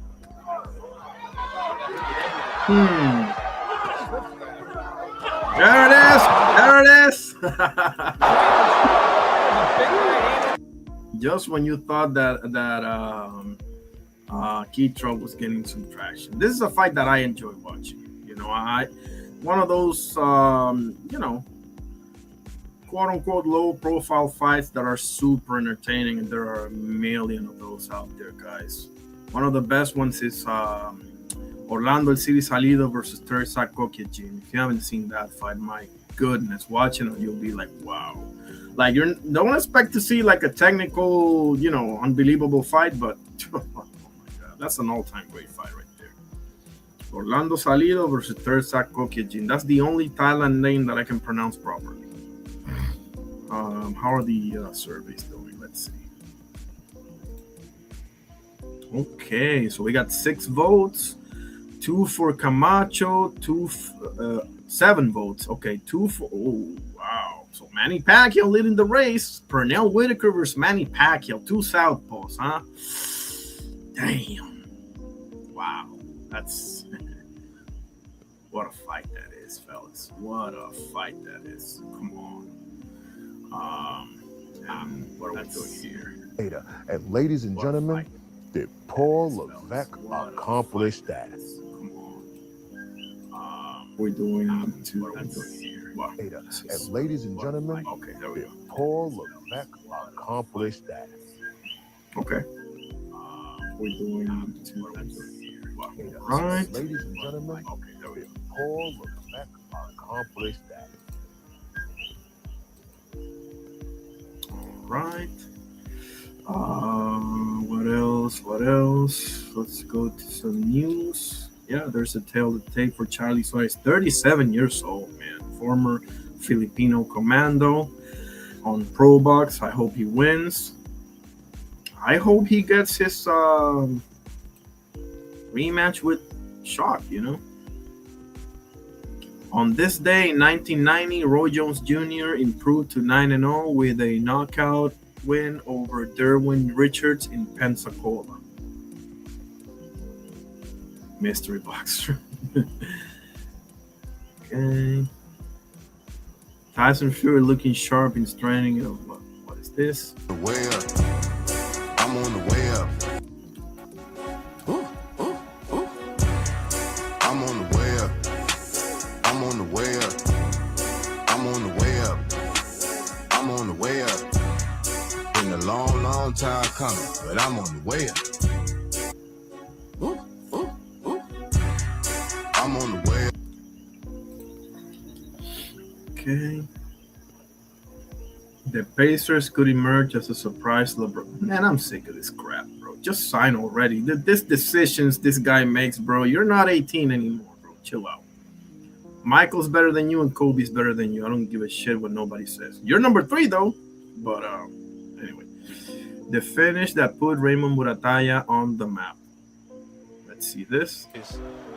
They're a lot straight. Raymond Danger Muratalla. Is that Jackson Martinez? No, Jeremiah Nakatila. Okay. Muratalla just missed a counter. Yeah, Muratalla just have better technique as of right now. Better mechanics as well with his punches. They're a lot straighter, not a whole lot of roundness to him.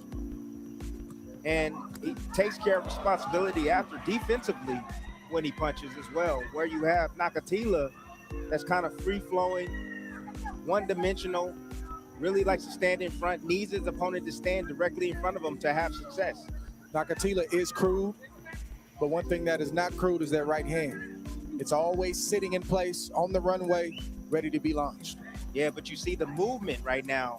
By that time, Muratalla, you can tell, wasn't fully developed yet. You can tell. Of Muratalla, just small little slow steps, not a whole nice. lot. He's standing directly in front of him, but he's moving to the right and to the left. Nakatila's having a hard time gauging that right hand. That's the reason why it's sitting at home. He's not using it.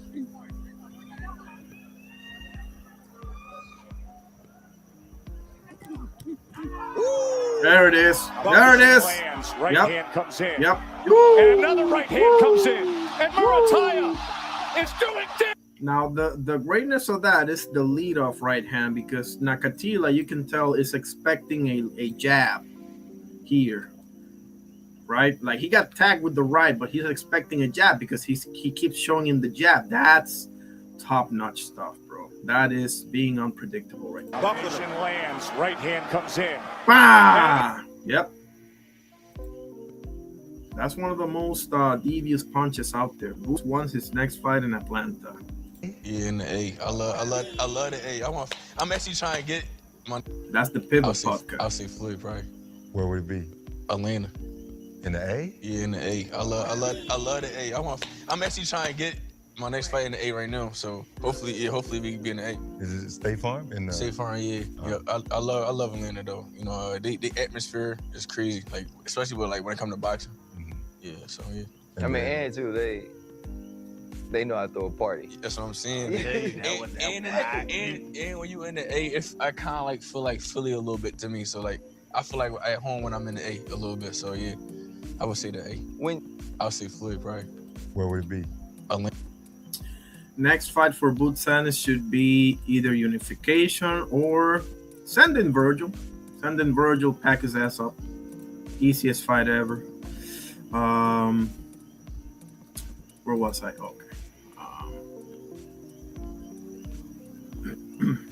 Roach Cepeda, guys. I'm telling you, this is okay. So probably nothing is gonna beat Dubois versus Wardley for fight of the year. We get that. I mean, we got the Naji Lopez versus Manuel Gallegos fight over Pro Box, which was an unbelievable fight. But this fight could be fight of the year contender, guys.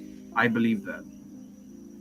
Their styles match up so well, in my opinion, you know? So, we'll see. Happy birthday, Justin Robleski. He strikes out the side in the first. Oh, that's right. In the All-Star game. It's happening right now in baseball. Okay.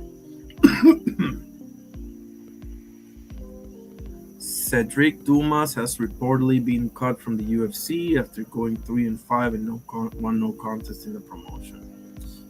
You got PFL, you got Ryzen, Mikey Musumeci, come on, man. Archie, the old mongoose. What's up with you, Archie? Archie Moore holds up a New York newspaper after his 1955 clash with world champ Rocky Marciano at Yankee Stadium was postponed for 24 hours due to a hurricane. The delay didn't hurt the gate much. Some 62,000 fans saw Rocky win by 9th round KO. Archie Moore, one of the guys. If you haven't seen Archie Moore versus Yvonne Durrell 1, that's one of my top 5 all-time great fights. I'll just leave it at that. Archie Moore versus Yvonne Durrell 1, aka the Fighting Fisherman. Oh my God. It's insane what happens in that fight. Okay, let's see this face off. It's just intriguing because the fight between me and Errol was just there's a lot of questions. It's just intriguing because I mean people see it as it's gonna be an action-packed fight. That's the most intriguing part, is that when everyone knows an answer, the fight isn't as interesting. His style is a come forward style, hard nose, got a lot of heart. But this fight is interesting because there's a lot of questions on both camps, so that's what makes the fight good. It's gonna be competitive as long as it goes.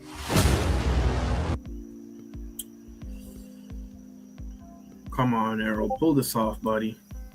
I want Errol to have like one last hurrah, you know, because if Errol wins, he's got Thurman, he's got Charlo, he's got Virgil, quote unquote, dream fight. Imagine if Spence can piece up Virgil Ortiz, bro. That would be, bro, I would pop a champagne bottle if that happens.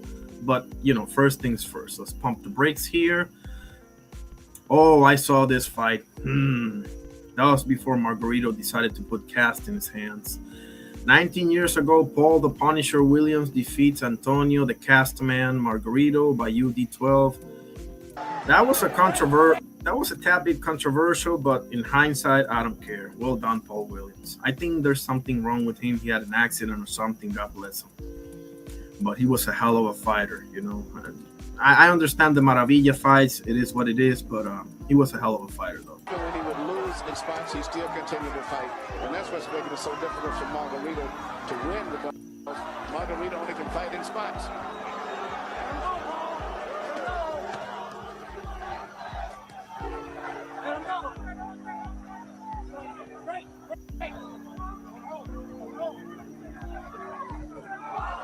Margarito with a giant right hand shot across the top. Williams takes it and comes back with combinations of his own. What courage the young fighter has shown, Emmanuel. Very uncomfortable fighter to fight because he can't stop punching, and he's so tall and lengthy. I mean, it's a nightmare to fight Paul Williams. This is a very, very good fight for Williams right now. He's really made Margarito look like a... Dude had the height and the size of like a light heavyweight. Come on, bro. And the movement of a welterweight. No ordinary fighter.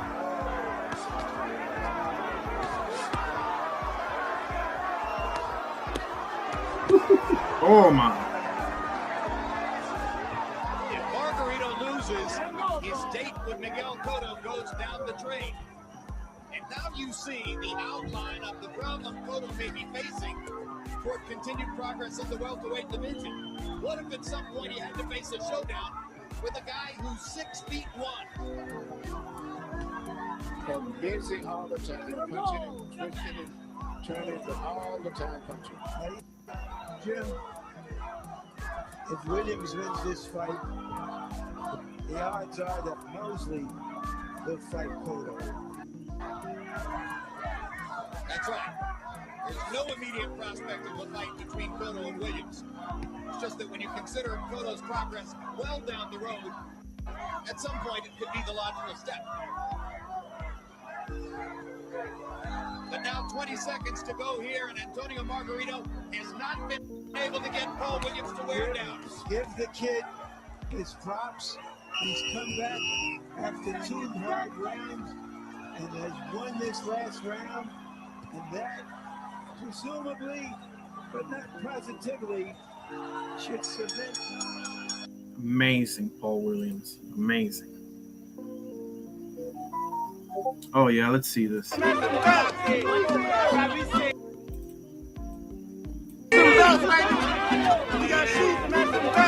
Mariachi, baby. Yeehaw!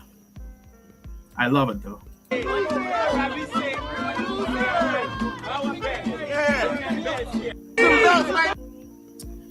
I can't wait till somebody smoke this guy's ass, bro. I'm sorry. I'm not feeling it, bro. I'm not feeling it. I'm not. I want to say, let's see.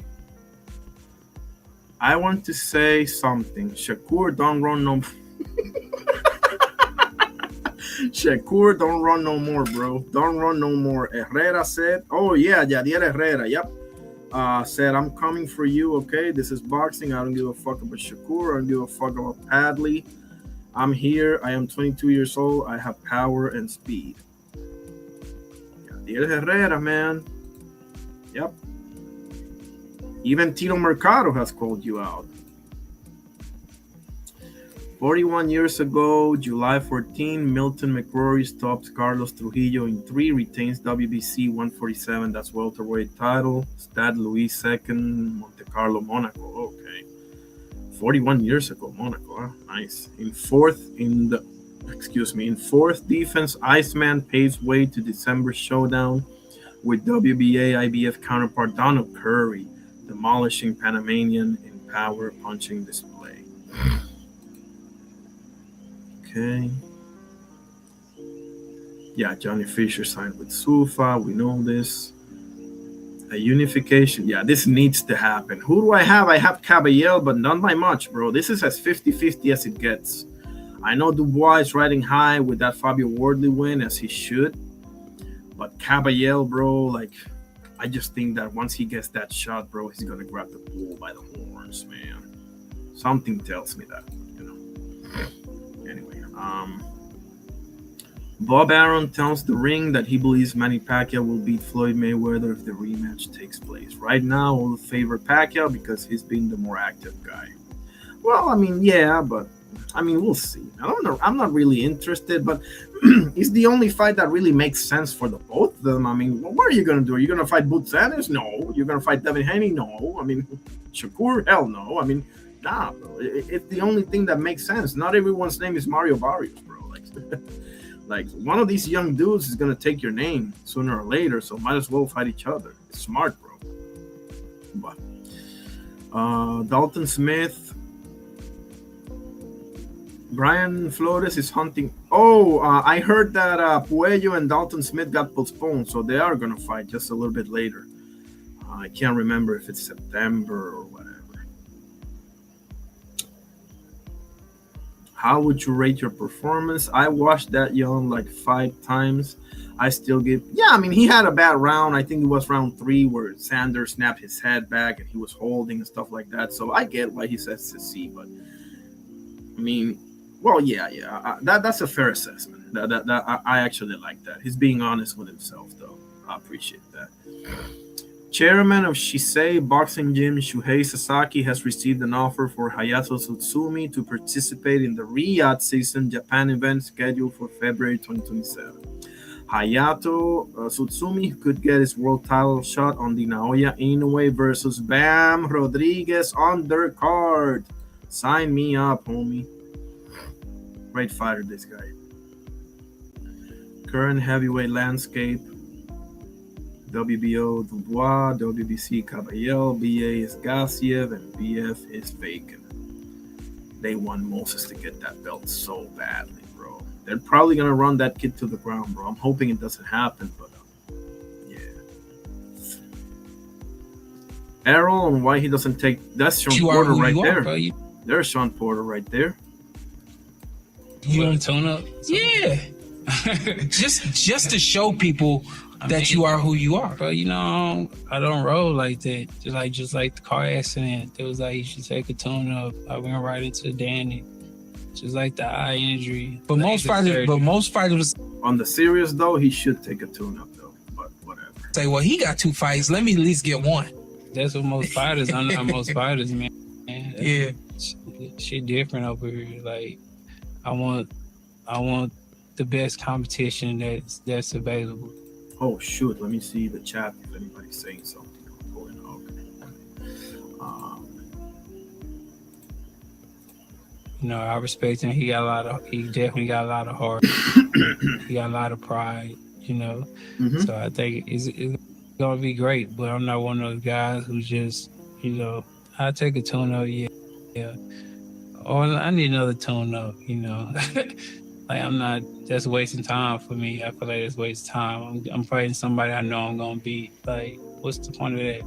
You gonna tune up? Yeah. Just.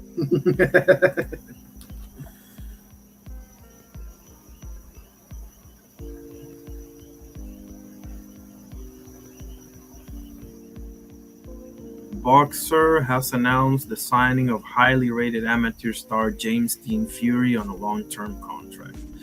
The second cousin of Tyson, Hughie, and Tommy Fury will be trained by his great-uncle Peter Fury. Okay. We'll see, buddy. What weight class? I don't know. We'll see. Boxer, that's Ben Shalom, right? Yeah. Who's next for Max Holloway? Dustin Poirier. Floyd Scofield versus Lucas Body update after Gervonta Davis title exit. I wouldn't mind seeing that fight. I think they've been linked to each other for a while now. Floyd Scofield and Lucas Body are now on course to fight for the vacant WBA lightweight title after months of confusion surrounding Gervonta Davis' championship status finally came to an end. We'll see. I think Kid Austin will beat him. I'm not high on Lucas Body, bro. That H2O KO, it's not going to last forever, bro. I haven't seen anything like it. So, I mean, I haven't seen a performance like that since, is what I'm trying to say. Patty Pimblett, bro. I can't stand the boy, but he showed up and showed out, bro. Like, give credit where credit is due, man. Ernie Clement makes a dazzling play and finish it up with a Oh, Derek Jeter, number 2, jump throw. What? Hold on, I gotta see this. Derek Jeter, bro, El Capitan, that's my guy, bro. Off balance. Baez grounds one towards the middle. Backhand step by. Coño, fucking. Excuse my language. Baez grounds one towards the middle. Wow. Gets him. Wow. Bernie Clement. Like a rain out there, Mr. Clement. Post. Okay, what else we got? Back at it. Is that Xander? Yes. Is that Teodoro Moscoso bridge? Hold on. I think that's Teodoro Moscoso bridge. Yeah, it is. That's right there. That's like half an hour from my house. That's a Puerto Rican. That's a Puerto Rican.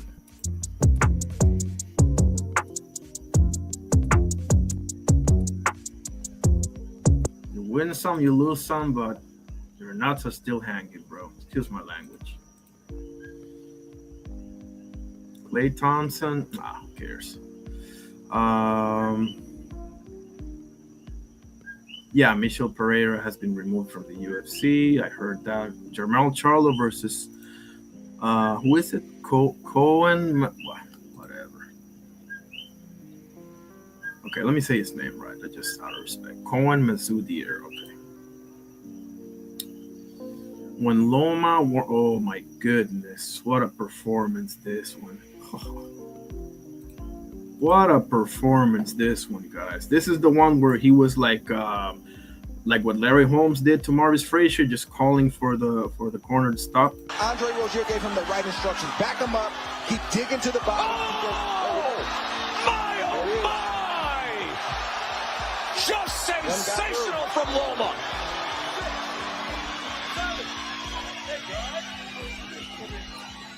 Tapped him with the left. And then This one, the Rigondo, what's the one that I'm forgetting? Shit. Nicholas Walters are among his top performances of his career. You see? Pointing to his corner. He's pointing to Comey's corner and saying, "You It was Andre Rozier in the corner of Richard Comey, if I'm not mistaken. want me to give him more, or do you want to stop this?" Comey's not good. Left hand comes in. Loma ready to close the show. He told the corner what he's going to do to their fighter. Let's see if he can do it. Comey's holding on. Former lightweight champion himself. Now just trying to survive the former #1 pound-for-pound best in the world.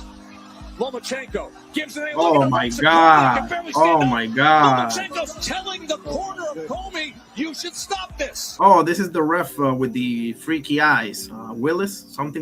I love the guy. I mean, he had that stinker with Roach and Tank, but hey, we're all human, right? Hold on. Is anybody pulling up or? Okay. T Hill, how you doing? God bless you, my brother. Man, great to see you.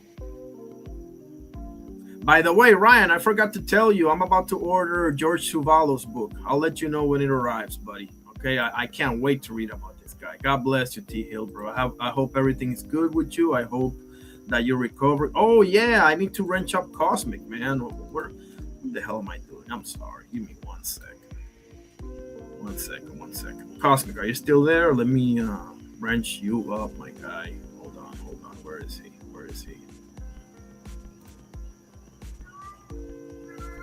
Cosmic. There it is.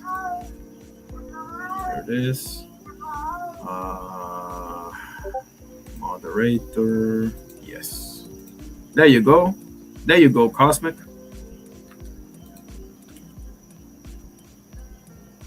Absolutely.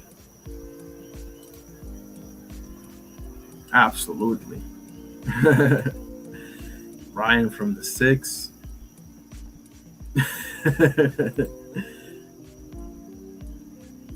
Feel free to pull up anytime, guys. I got like, let's say half an hour, but if you'll pull up, that time extends.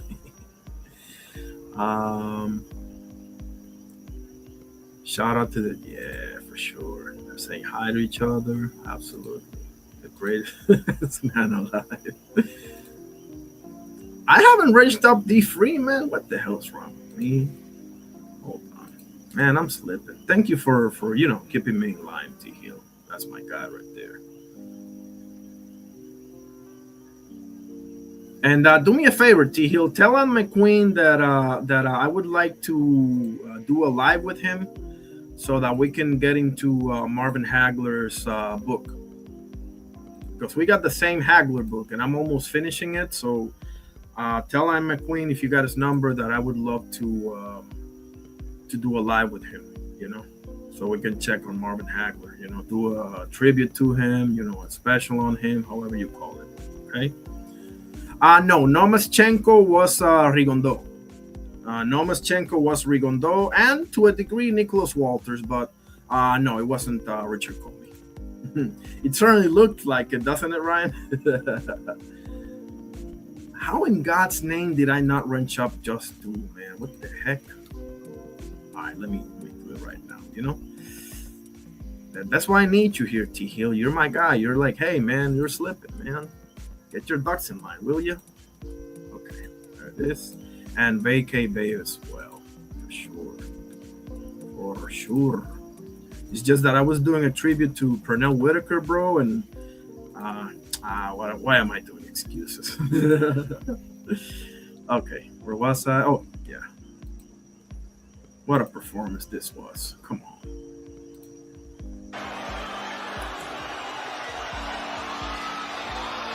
Lomachenko to the inside. Digging to the body, and Comey ties up. Instincts take over, trying to survive. Tough fighter from Ghana.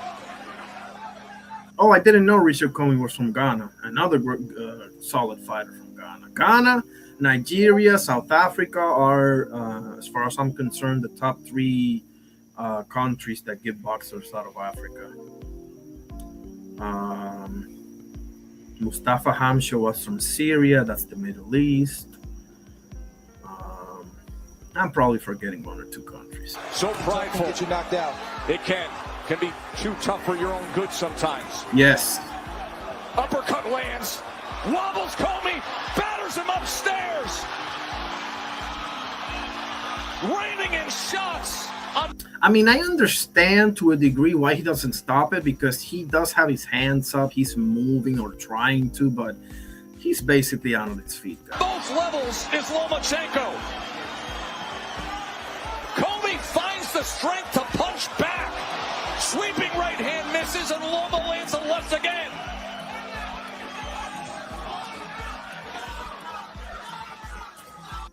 Look at the look at this guy. How do you not love this guy? Yeah, he fucked up with Roach and Tang, but get over it. Comey firing an uppercut. So game to stay right there in the heat of the battle while being beaten down by Lomachenko. Richard Comey got square balls, guys. What is it with these two again, bro? What is it? What is it now? Trolling can only last so long. It's either me or Key, lose. Either way, now you make your decision. I think Devin Haney beats Keyshawn just on experience, but I wouldn't bet on it. Oh, Danny Garcia, the left hook heard around the world versus Amir Khan. You already know. Yep. Man, we pretty much went through everything, right? Let's see. Yep, this guy was cut from the UFC. Cedric Dumas. I am American boxing. Yes, you are. Boots, and it's finally. Again, I've been saying this guy's the truth since before the Karen Chukatsian fights. I watched him against Sergey Lipinets. What's his name? Roy Mambilla. I would have loved to see him against Rashidi Speedy Alice, but it is what it is. He lost that one against Roy Mambilla. Whatever you feel about that fight, I saw him against. Man, I can't remember this guy's opponents now. What's wrong with me? I saw him against Lipinets. I saw him against Stanionis, obviously, against Karen both times, against Raymond Villa, but I'm forgetting like a bunch of fights that he had. But finally, and he still got detractors, bro. Sander wasn't ready, 23, he beat off more than he can chew. That's kind of right, but nah, bro. He was a unified champion. I don't want to hear it, bro. Don't want to hear it. What is Big Teeth saying again? Let's see what Big Teeth says again. Why did you sign with Zuffa Boxing? Because I feel like Because he doesn't want to fight anybody. it was better opportunity. I feel like Zuffa is a company ran by Dana White and Nick Khan, and I feel like both of them guys have big visions and big dreams, and they told me about putting me in the biggest and best fights, and that's what I'm in boxing for. So I ran towards the smoke, and I'm ready to get to it. Everybody told me not to sign with Zuffa. You mean like you did with Oshaki Foster? Everybody was like, "Oh no, don't go mess with them.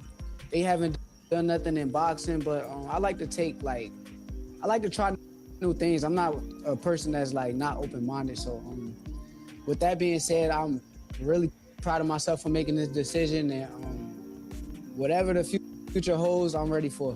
Why? Just like Tank passed you over, like, I'm not gonna say that. Jerome Butsen is also passing you over, and Devin might too, buddy. But whatever, bro. Listen, you're good, bro. You're good. He's nice, but I just want to see it against the top guys, bro. I'm old school. What do you want? Okay. What else we got? What is it with Hands of Stone? Turkey Alashik posted this. Okay. What's up with Turkey, huh? Posting Roberto Duran stuff. Are we getting knowledgeable in boxing, Turkey? I like that. You can start by firing Max Kellerman and Shady McCoy. You can. Nah, I'm just kidding. I'll never call for somebody to lose his job, though. I'll never do that. And that, maybe no, I thought it might Oh, that's Pipino Cuevas. be it, but Duran's going after him again. Cuevas against the ropes. Down for the second time in the round. Pipino Cuevas, I remember him because that was the I've Arrived fight of Tommy Hitman Hearns. One of the most unique knockouts you'll ever see in your life is Tommy Hearns versus Pipino Cuevas. Look it up. Happy birthday, who? Oh, Jeff Jarrett. Nah, I'm not a fan. Never have been. But hey, happy birthday for sure. Kremlev claims Bebo has turned.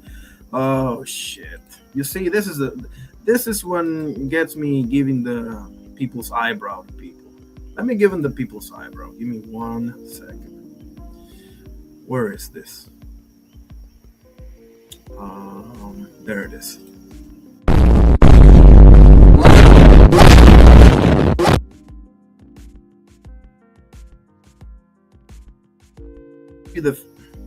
I gave you the benefit of the doubt forever, bro, because you had injury and whatever. But the reality is, when this guy won, will you open the freaking picture and stop messing with me? Connection. Oh, I'm sorry. No, I did it wrong. It was a video. When this guy won the first fight, he gave you a rematch, and you won the second fight, and you're not gonna give him a rematch. You know what? I just gotta say it. That's a bitch move, bro. Because if you end up fighting Callum Smith after fighting Michael Eifert, I mean, come on, man. What are you gonna do? Fight him when he's 49? Nah, I don't like it, bro. All of a sudden, Benavides looks good. Everybody looks good, bro, except for you. So, what's wrong is wrong, bro.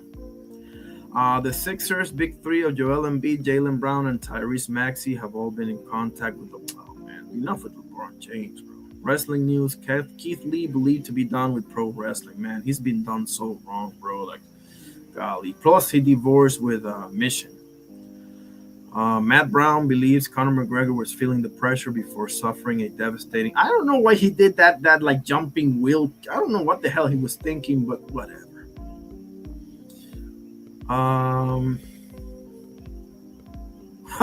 Look at Bruce Buffer.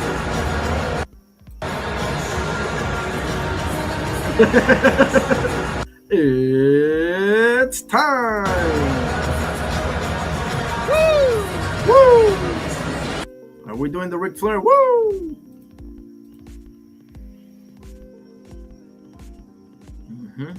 That's about it, right? I don't see anything else. Same thing. We've been at this for how long? 2 hours and 10 minutes, 11 minutes now. Let's check on the surveys, shall we? How are the surveys doing? I'll give 10, 15 minutes to anybody that want to pull up.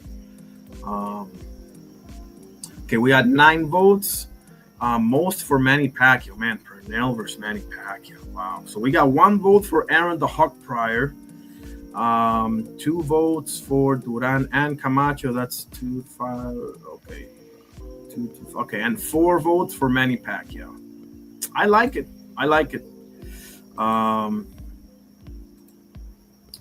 Where is yeah, let me check the mobile format. I don't think I got anything else. I can get into the Discord and see, because I post things all the time on the Discord about many sports. I mean, okay, so we got how many? 9. Oh no, this is shit. Excuse me. Vertical. That's it. Okay.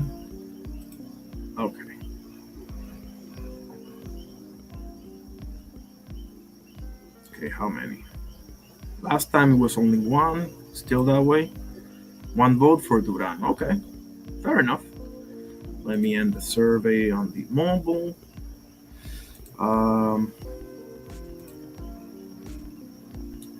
Twitter, no traction. I had to get the grasp of this on Twitter, because I don't know, notifications, follows you. Okay, premium, live studio.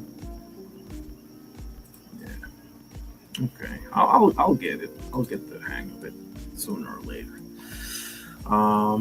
So yeah, I'll just post the link. I'll wait for, I'll get in the Discord, maybe show some basketball stuff, some baseball stuff. Shohei Ohtani just hit the 300, just became the first Japanese-born baseball player to get to 300 home runs, because we all know Ichiro wasn't really a home run like that. You know, Ichiro was more like a hits guy.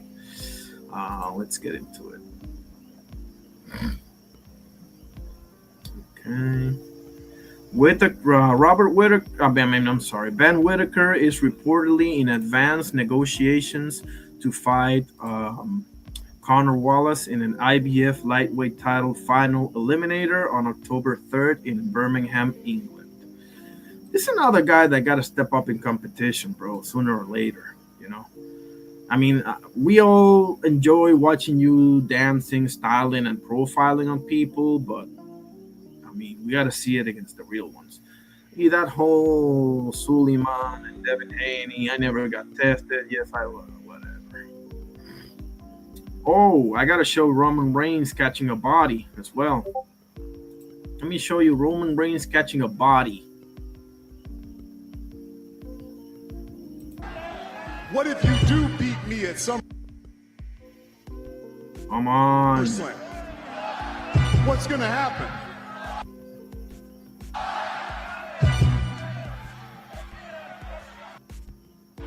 You're going to carry it for a couple of months and get hurt again? Woo!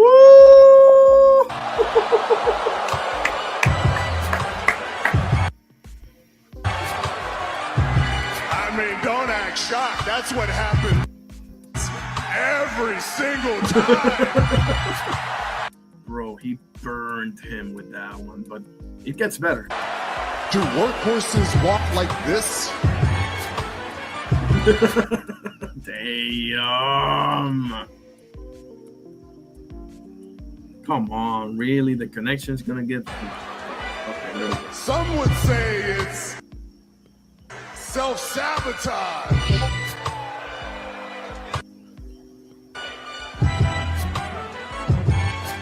Because some people just can't handle the weight and the pressure and the burden of being the top guy around here. All right, let me refresh this. I'm going to refresh this because, quite frankly... What if you do beat me? All right, pardon the connection. SummerSlam. What's going to happen?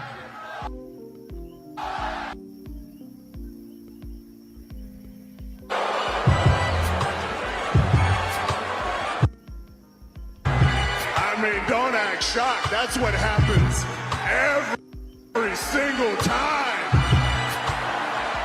Do workhorses walk like this?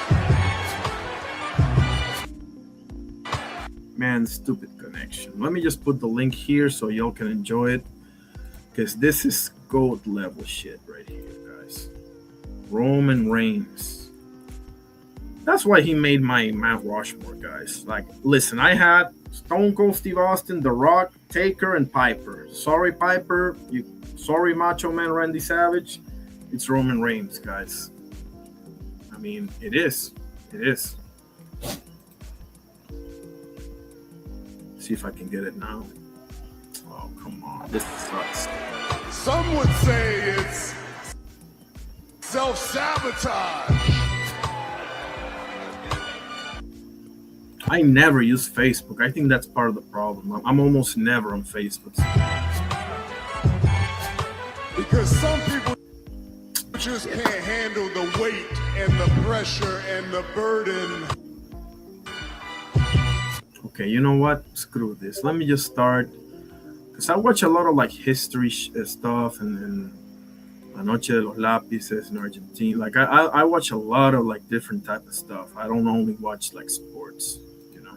So I got too many open windows. So let me just try to fix this, because this is must see shit, bro. Like seriously. Of being the top guy around here.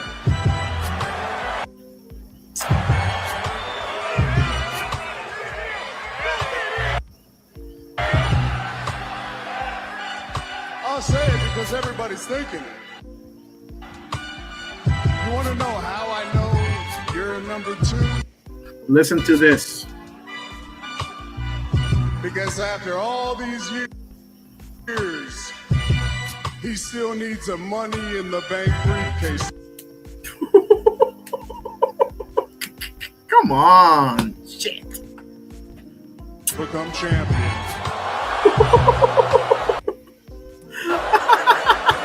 And if you thought that was bad enough, he had to fake an injury in order to use the damn thing. Let's just be honest here. If there was ever a time for this guy to be number 1, I mean, come on. Your work daddy, Triple H, is damn near running this joint. But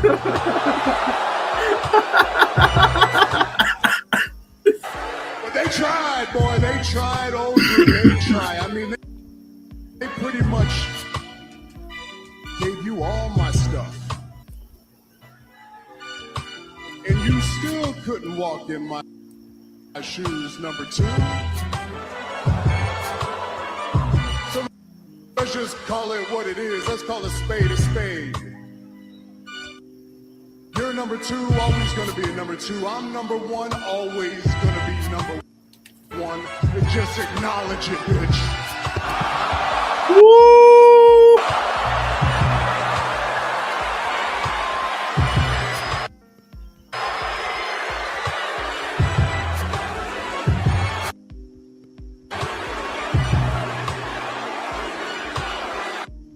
If you do win.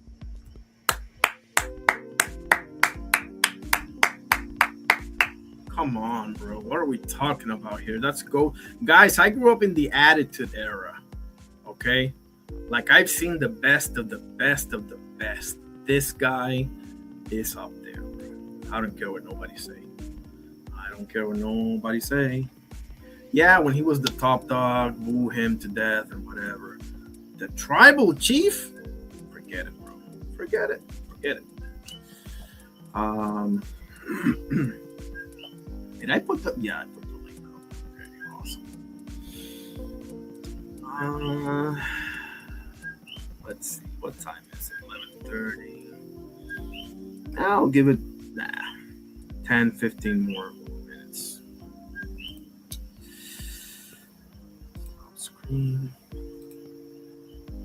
There it is, right there.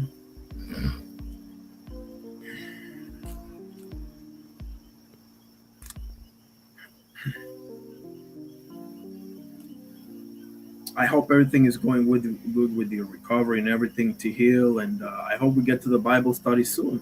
Speaking of which, I might read a few chapters, man. I'm thinking about maybe like incorporate that to my lives. Maybe read one chapter or maybe a few verses.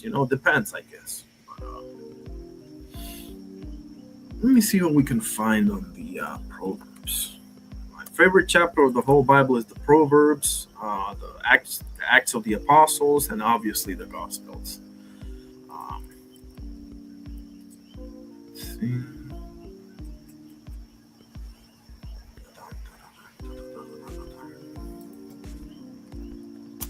Best Proverbs verses. Let's see. Proverbs 4:23. Let's see what we got here. Full chapter. Okay. Okay, I'll start at 20. My child, be attentive to my words, incline your ear to my sayings.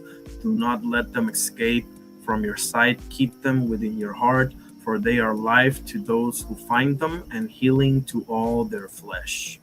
Keep your heart with, listen to this, keep your heart with all vigilance, for from it flow the springs of life. In other words, what you have in your heart is what it's going to show, what you're going to show to the world and to the people around you. Okay, so make sure that you feed your heart with positive stuff, good stuff, because that's how we work as human beings, right? Whatever we, how do you say, whatever we,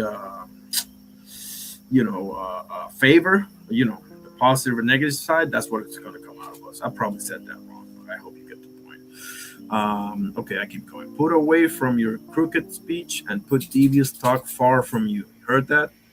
Put away from you crooked speech and put devious talk far from you. Let your eyes look directly forward and your gaze be straight before you. Keep straight the path of your feet, and all your ways will be sure. Do not swerve to the right or to the left. Turn your foot away from evil. Proverbs, baby. Yes. So yeah, I'm gonna start doing Bible verses and everything because, quite frankly, I love it. Okay, looks like that is the end. I'm gonna be here tomorrow, guys. I'm gonna be here tomorrow. I'm gonna start trying to go every day. Maybe it's gonna be late at night, maybe not. Tomorrow, I think I'm gonna be. I don't think I'm gonna catch the Argentina game on time. Sucks, I know, but yeah, I'll be into do the boxing news and we can talk about whatever. So tomorrow I'll be here probably earlier than I was today. Maybe I don't know. Who knows, man?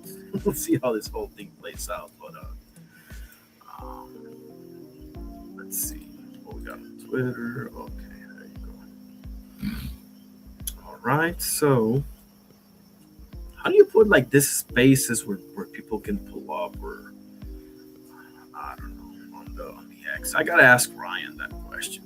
Ryan goes live and he does like the talk spaces on X. I don't know how that thing works. So I'll just look it up on YouTube. That's fine. I don't know. Let's see what else can we show up here.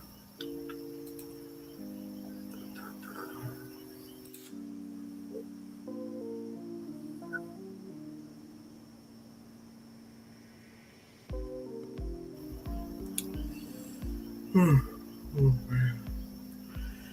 Yeah, Danny Garcia on this day in 2012 thought Amir Khan. Yeah, let me show you this to end it because this is so awesome. This is unbelievable KO. And in this fight, if you don't remember, Amir Khan was favored. Okay, yeah, if I'm not mistaken, Danny Swift Garcia was underdog in this fight. So there it is. Woo-hoo-hoo! Once again.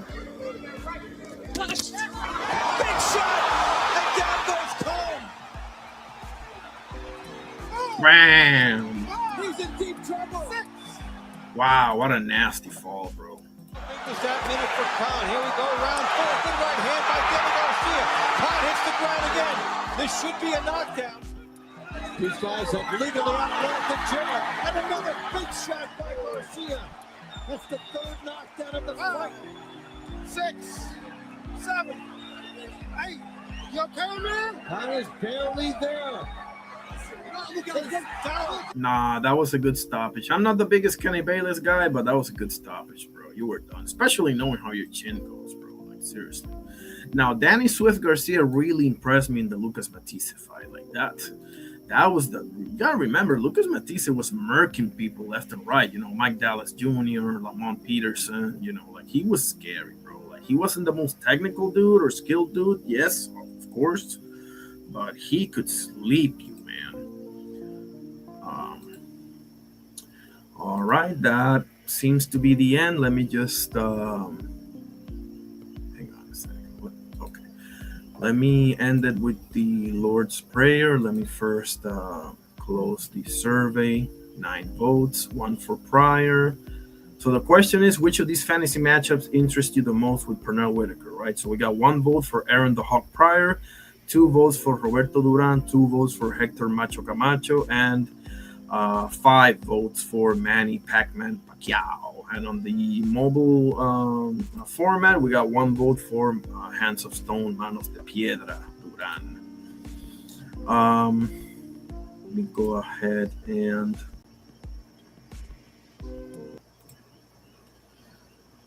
where was I? Okay. In the name of the Father, Son, and Holy Spirit.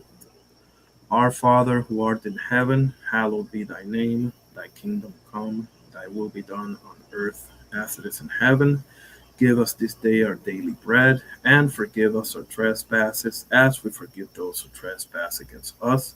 And lead us not into temptation, but deliver us from evil. For thine is the kingdom, and the power, and the glory, forever and ever. Amen. In the name of the Father, Son, and Holy Spirit. Thank you, God, for everything. I pray for every one of my friends here that are going through trouble. LB, how you doing? God bless you, sir. Great to have you. What an honor. I'm going to respond to all of your comments on Discord in a second, my brother.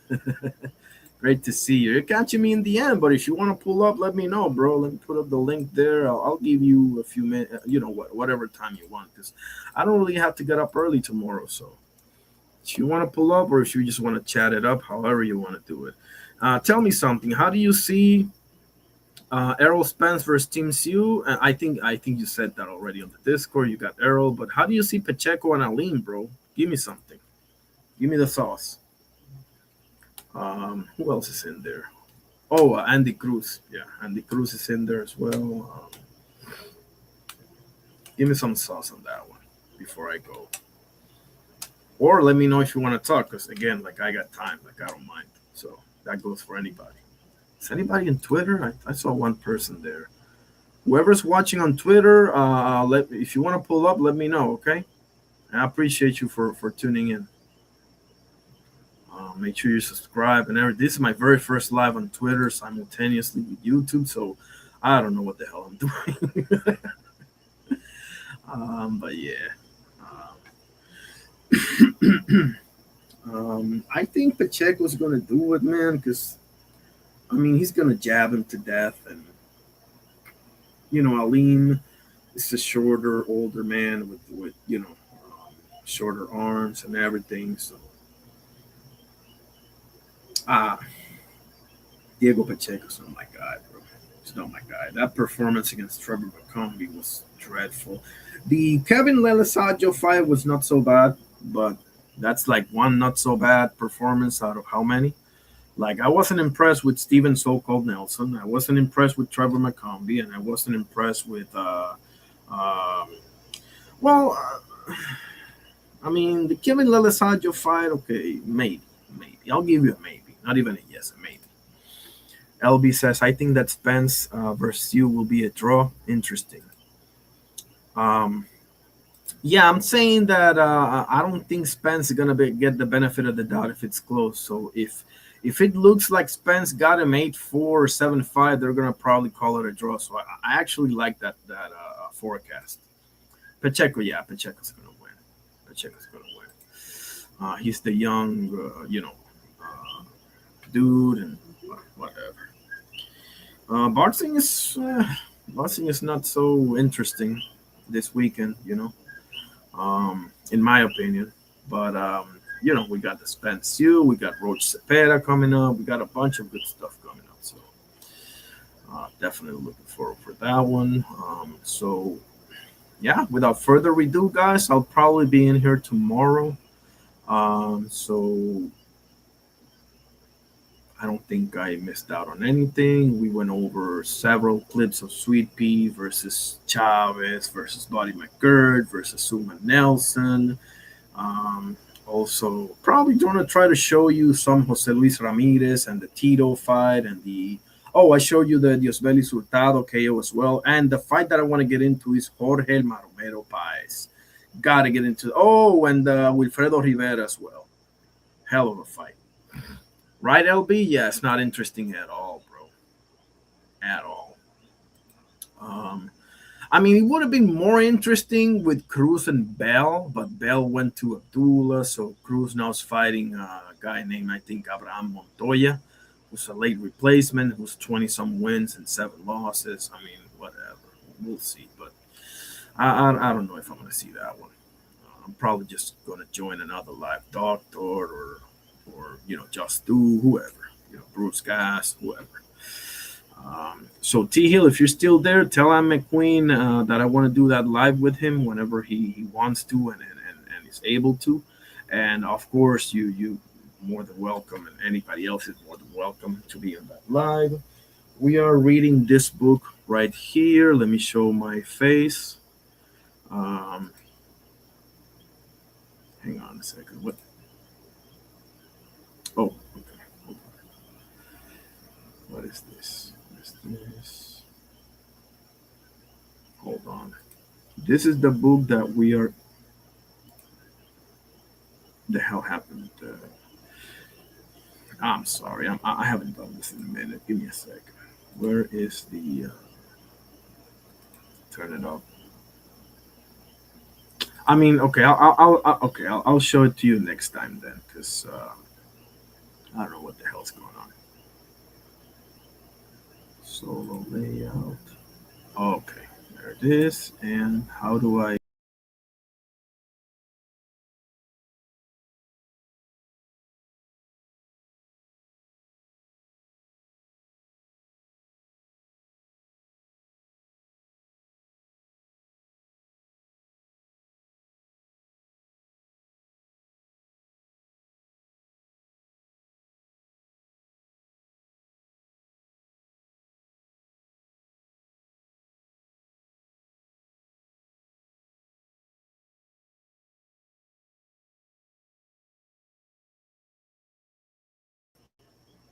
Okay, here it is.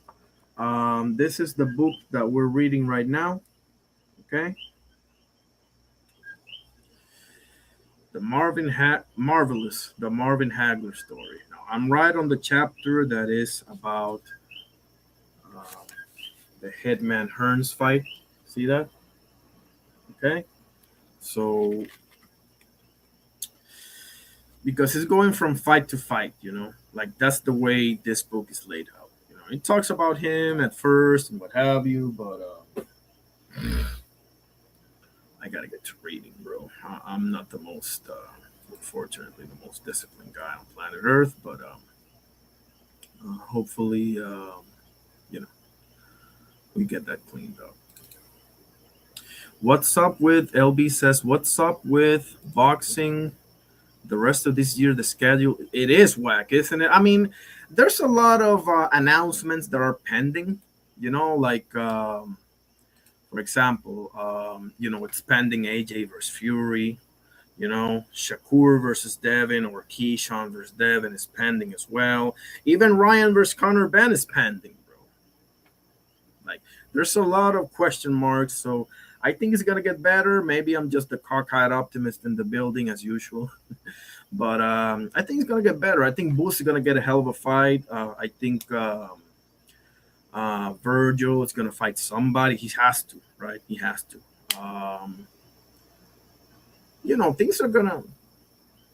Oh yeah, I forgot about that one. Canelo versus Billy. Look, a lot of people are high on that fight. I think Billy's tailor made for Canelo, But it is interesting, though. It is interesting enough because Billy's gonna go for it, He's gonna go for it. He has to. What choice does he have, right? And Rolly versus Lopez. I want to believe that it's a good fight, bro, but I mean, okay, it might be a good fight. It might be a good fight because Rolly can crack, but Rolly, I mean, doesn't really have a lot of resources on the offense, bro. Hopefully, Salas can get it done. I don't know, but you know, I don't think.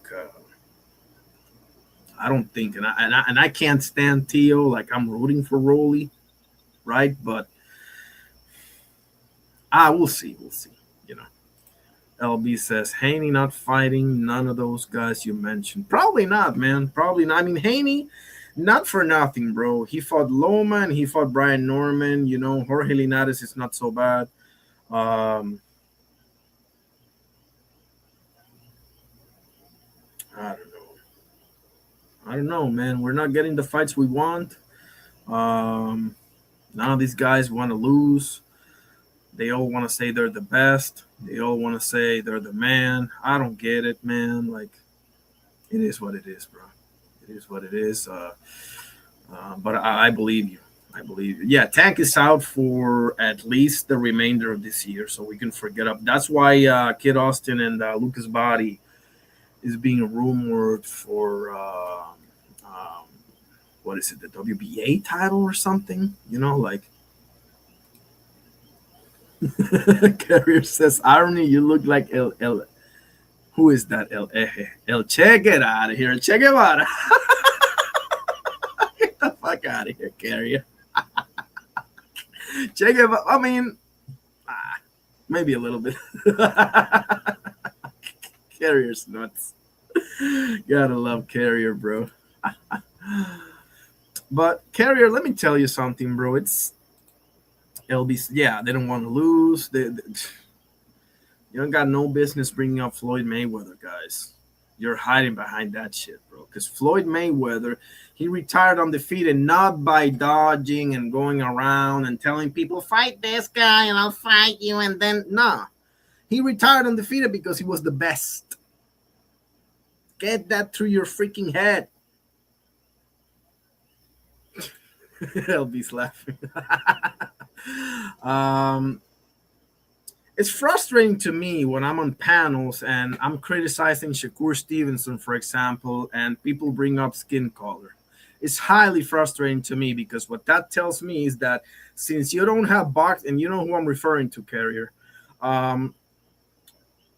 because since you don't have boxing arguments, you have to hide behind something else. Now, that's a big mistake against me, bro, because I grew up on the left. I know all their little tactics. So that's not going to work with me, So if you talk bad about a Puerto Rican fighter, that means you're anti-Puerto Rican? Really?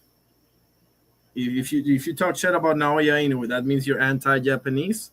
You see how that shit works both ways? But whatever, I'm sorry. It's frustrating to me, but at the same time, you got to let people be, bro. Like, whatever. If they want to live with that false dichotomy, let them do that. I've been calling for that fight forever, bro. Shakur versus Shaki Foster. Guys, I got like 10 names for Shakur to fight.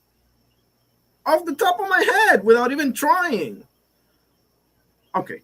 Tank Davis, okay, he can hide behind Tank is not in the picture. Thank God for that, right, Shakira? Murataya. Oshaki Foster. Gary Antoine Russell. Keyshawn Davis, that's 5. Devin Haney, that's 6. Lamont Roach, that's 7. Bro, you're in 140. Dalton Smith is gonna fight Puello. You can fight the winner of that. You got Hitchens over there, Sufas will. Nobody cares for that fight, but at least it's somebody. And then you got the young cats, Yadier Herrera, Tito Mercado. I mean, that's like 12 names, guys. I don't have that many names for anybody else. Not for Boots, not for Benavides, not for Inoue, not for Usyk, not for Not for Bam, not for who else? Not for Devin Haney either. Not for whoever else you want to mention. Collazo, Vivo, Beterbiev, the usual suspects. So he says I look like Che Guevara. Gotta love Carrier. Haney versus Tank, bro. I mean, they've been linked. They've been linked forever, bro. They ain't got no business calling them four kings. None. Not even a little bit. I think that's about it, right? Like,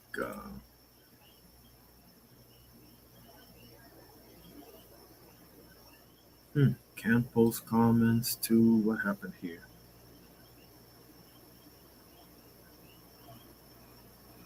What happened here? Oh, okay. Well, that's about it, fellas. I'm gonna go ahead and hop off, and I'll be tomorrow around this time, like 9. It's about 12 here, so I'm gonna be around 9, maybe earlier. If I can catch that Argentina game, I'm broadcasting that, even if it's the second half, because Argentina versus England, the history there, if you know, you know, the Falklands, so on. My father was a Falklands veteran, so gotta win that game, bro. I cannot lose that game. I don't give a damn if you shit the bed against Spain in the finals. Cannot lose to England, bro.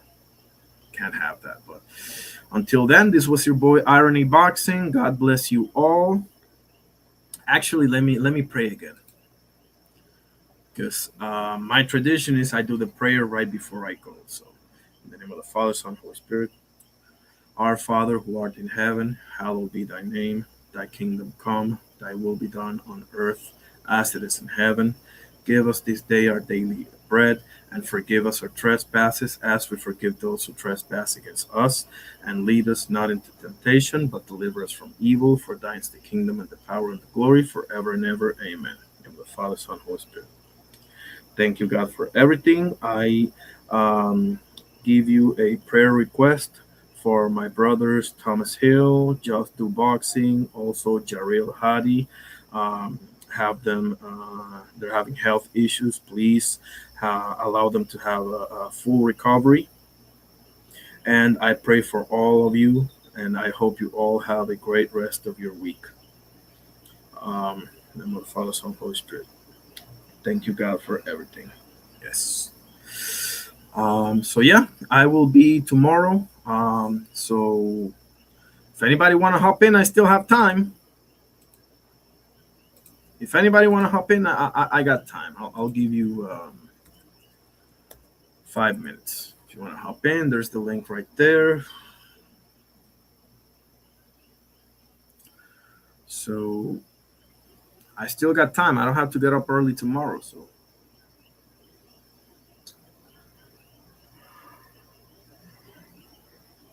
excuse me. Oh boy. We just did a Pernell Whitaker tribute. Showed a ton of clips. So tomorrow, what time is the Argentina game, man? Like, man, I gotta check that out. I think it's like 3 p.m. or whatever. So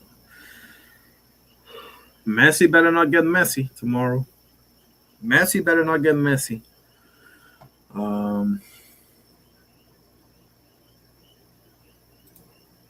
If you wanna pull up, there it is right there. You don't have to show me your face, anything like that, okay? Don't worry about it.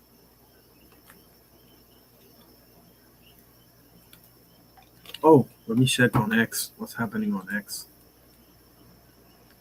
One view, okay, one person. But this is not, I don't know. This is not on, whatever. I gotta really get the grasp of this X thing, bro. Like, show comment. You are live. Okay. Yeah, I'll check on YouTube maybe, how to properly like boost the X lives or whatever. Because it's the platform where I get all of my, you know, information from. So, where is the spaces here on X? The listening spaces. Insert what? Oh, no, no, no, that's not it.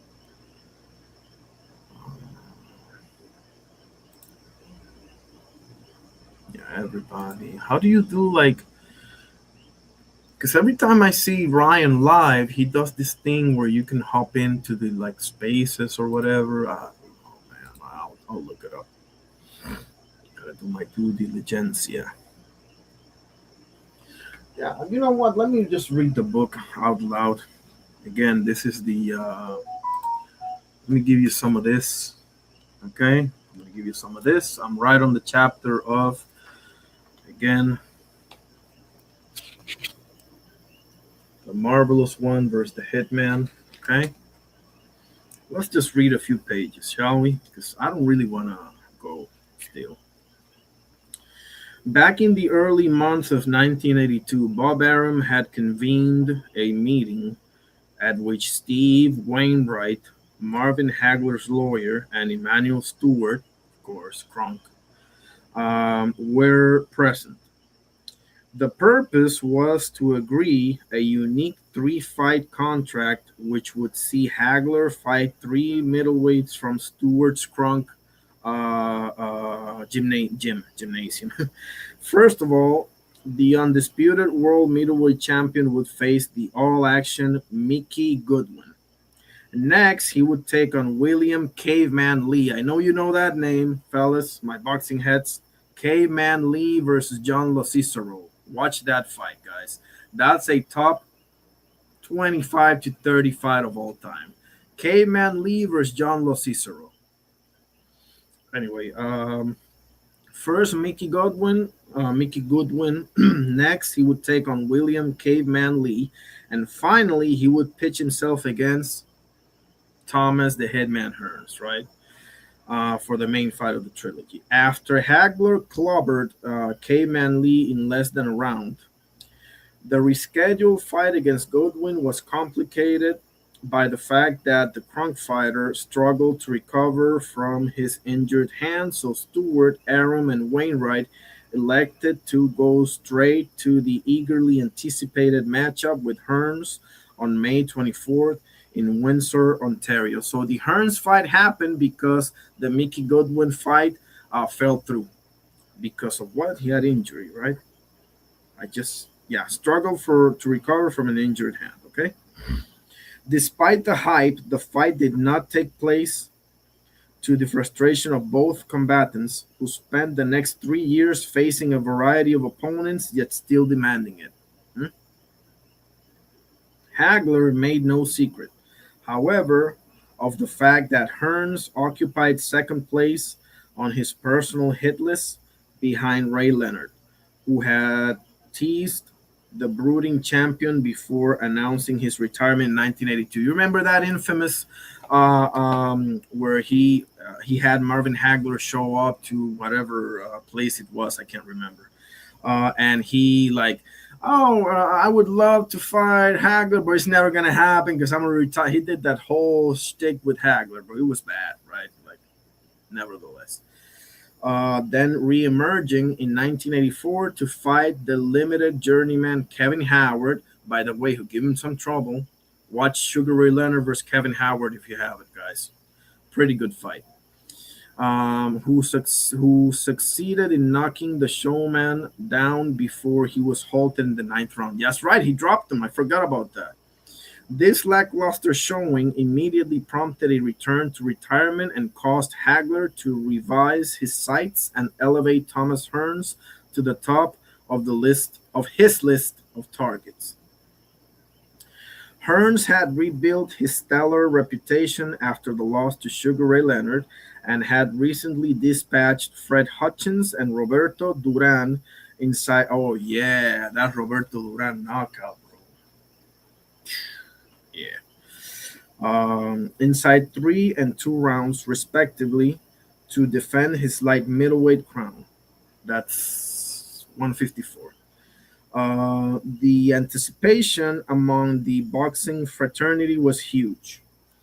The official announcement that Marvin Hagler and Thomas Hearns would finally meet was made in December 1984 at the same Waldorf Astoria Hotel in New York, which had been used 2 years previously to promote the same fight.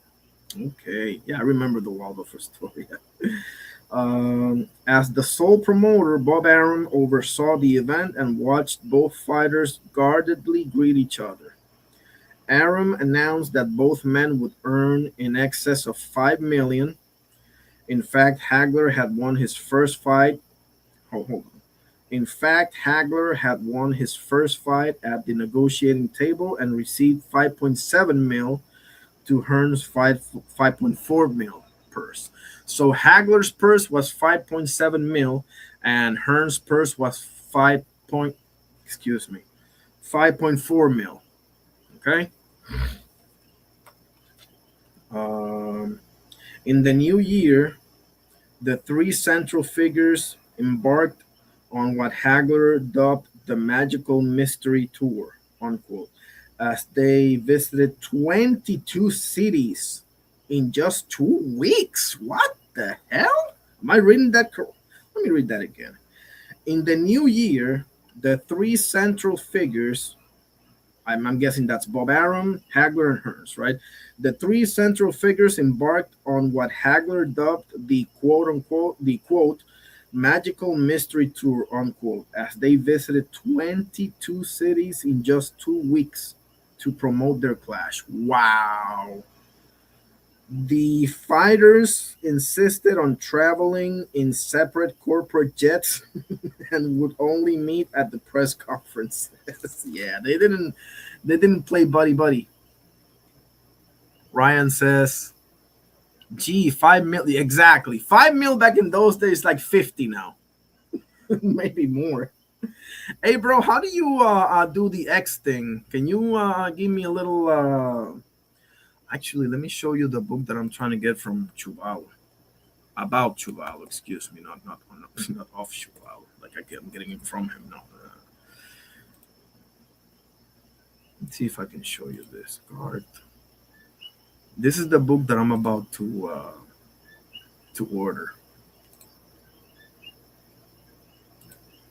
Ryan says, "Yeah, they didn't like each other." It showed for sure, for sure.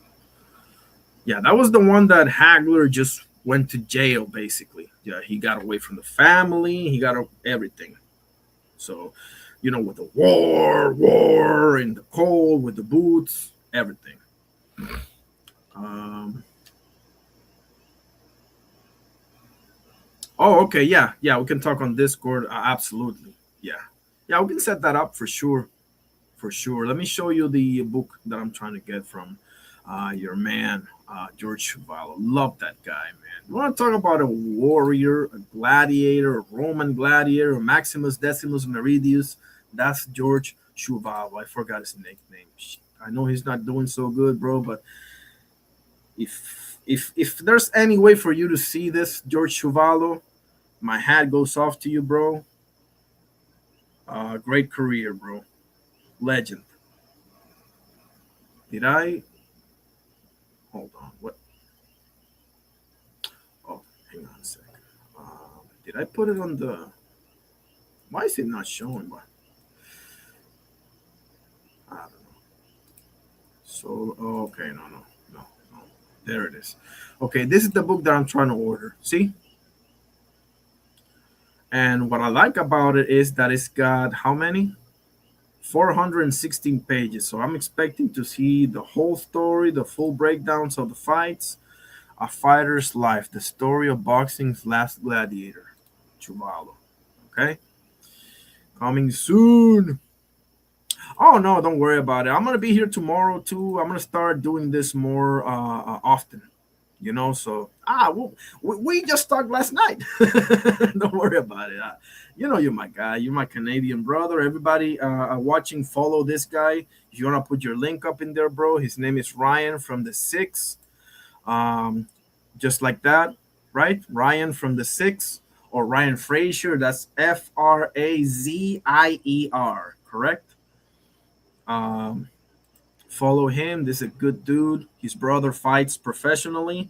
He's gonna fight in a few months. Opponent to be announced in Ontario, Canada. Great guy, Ryan from the Six. Okay, thank you, my brother. I just read a couple of pages from Marvin Hagler's book, and I'm gonna keep going. I'm gonna keep going with this. Then I'm gonna go to either this one, either this one, or the Larry Holmes book that I don't have right here. It's called Against All Odds. So I'm gonna start reading this on the lives, and because I keep myself honest when I do that, you know. Oh my God, bro! Look at this. George Chuval is suffering from dementia pugilistica. My dad visits him. He's not doing well. Shout out to your father, bro. Shout out to your father. God bless. I think I saw him in one of your lives, if I'm not mistaken. Um, man, that man.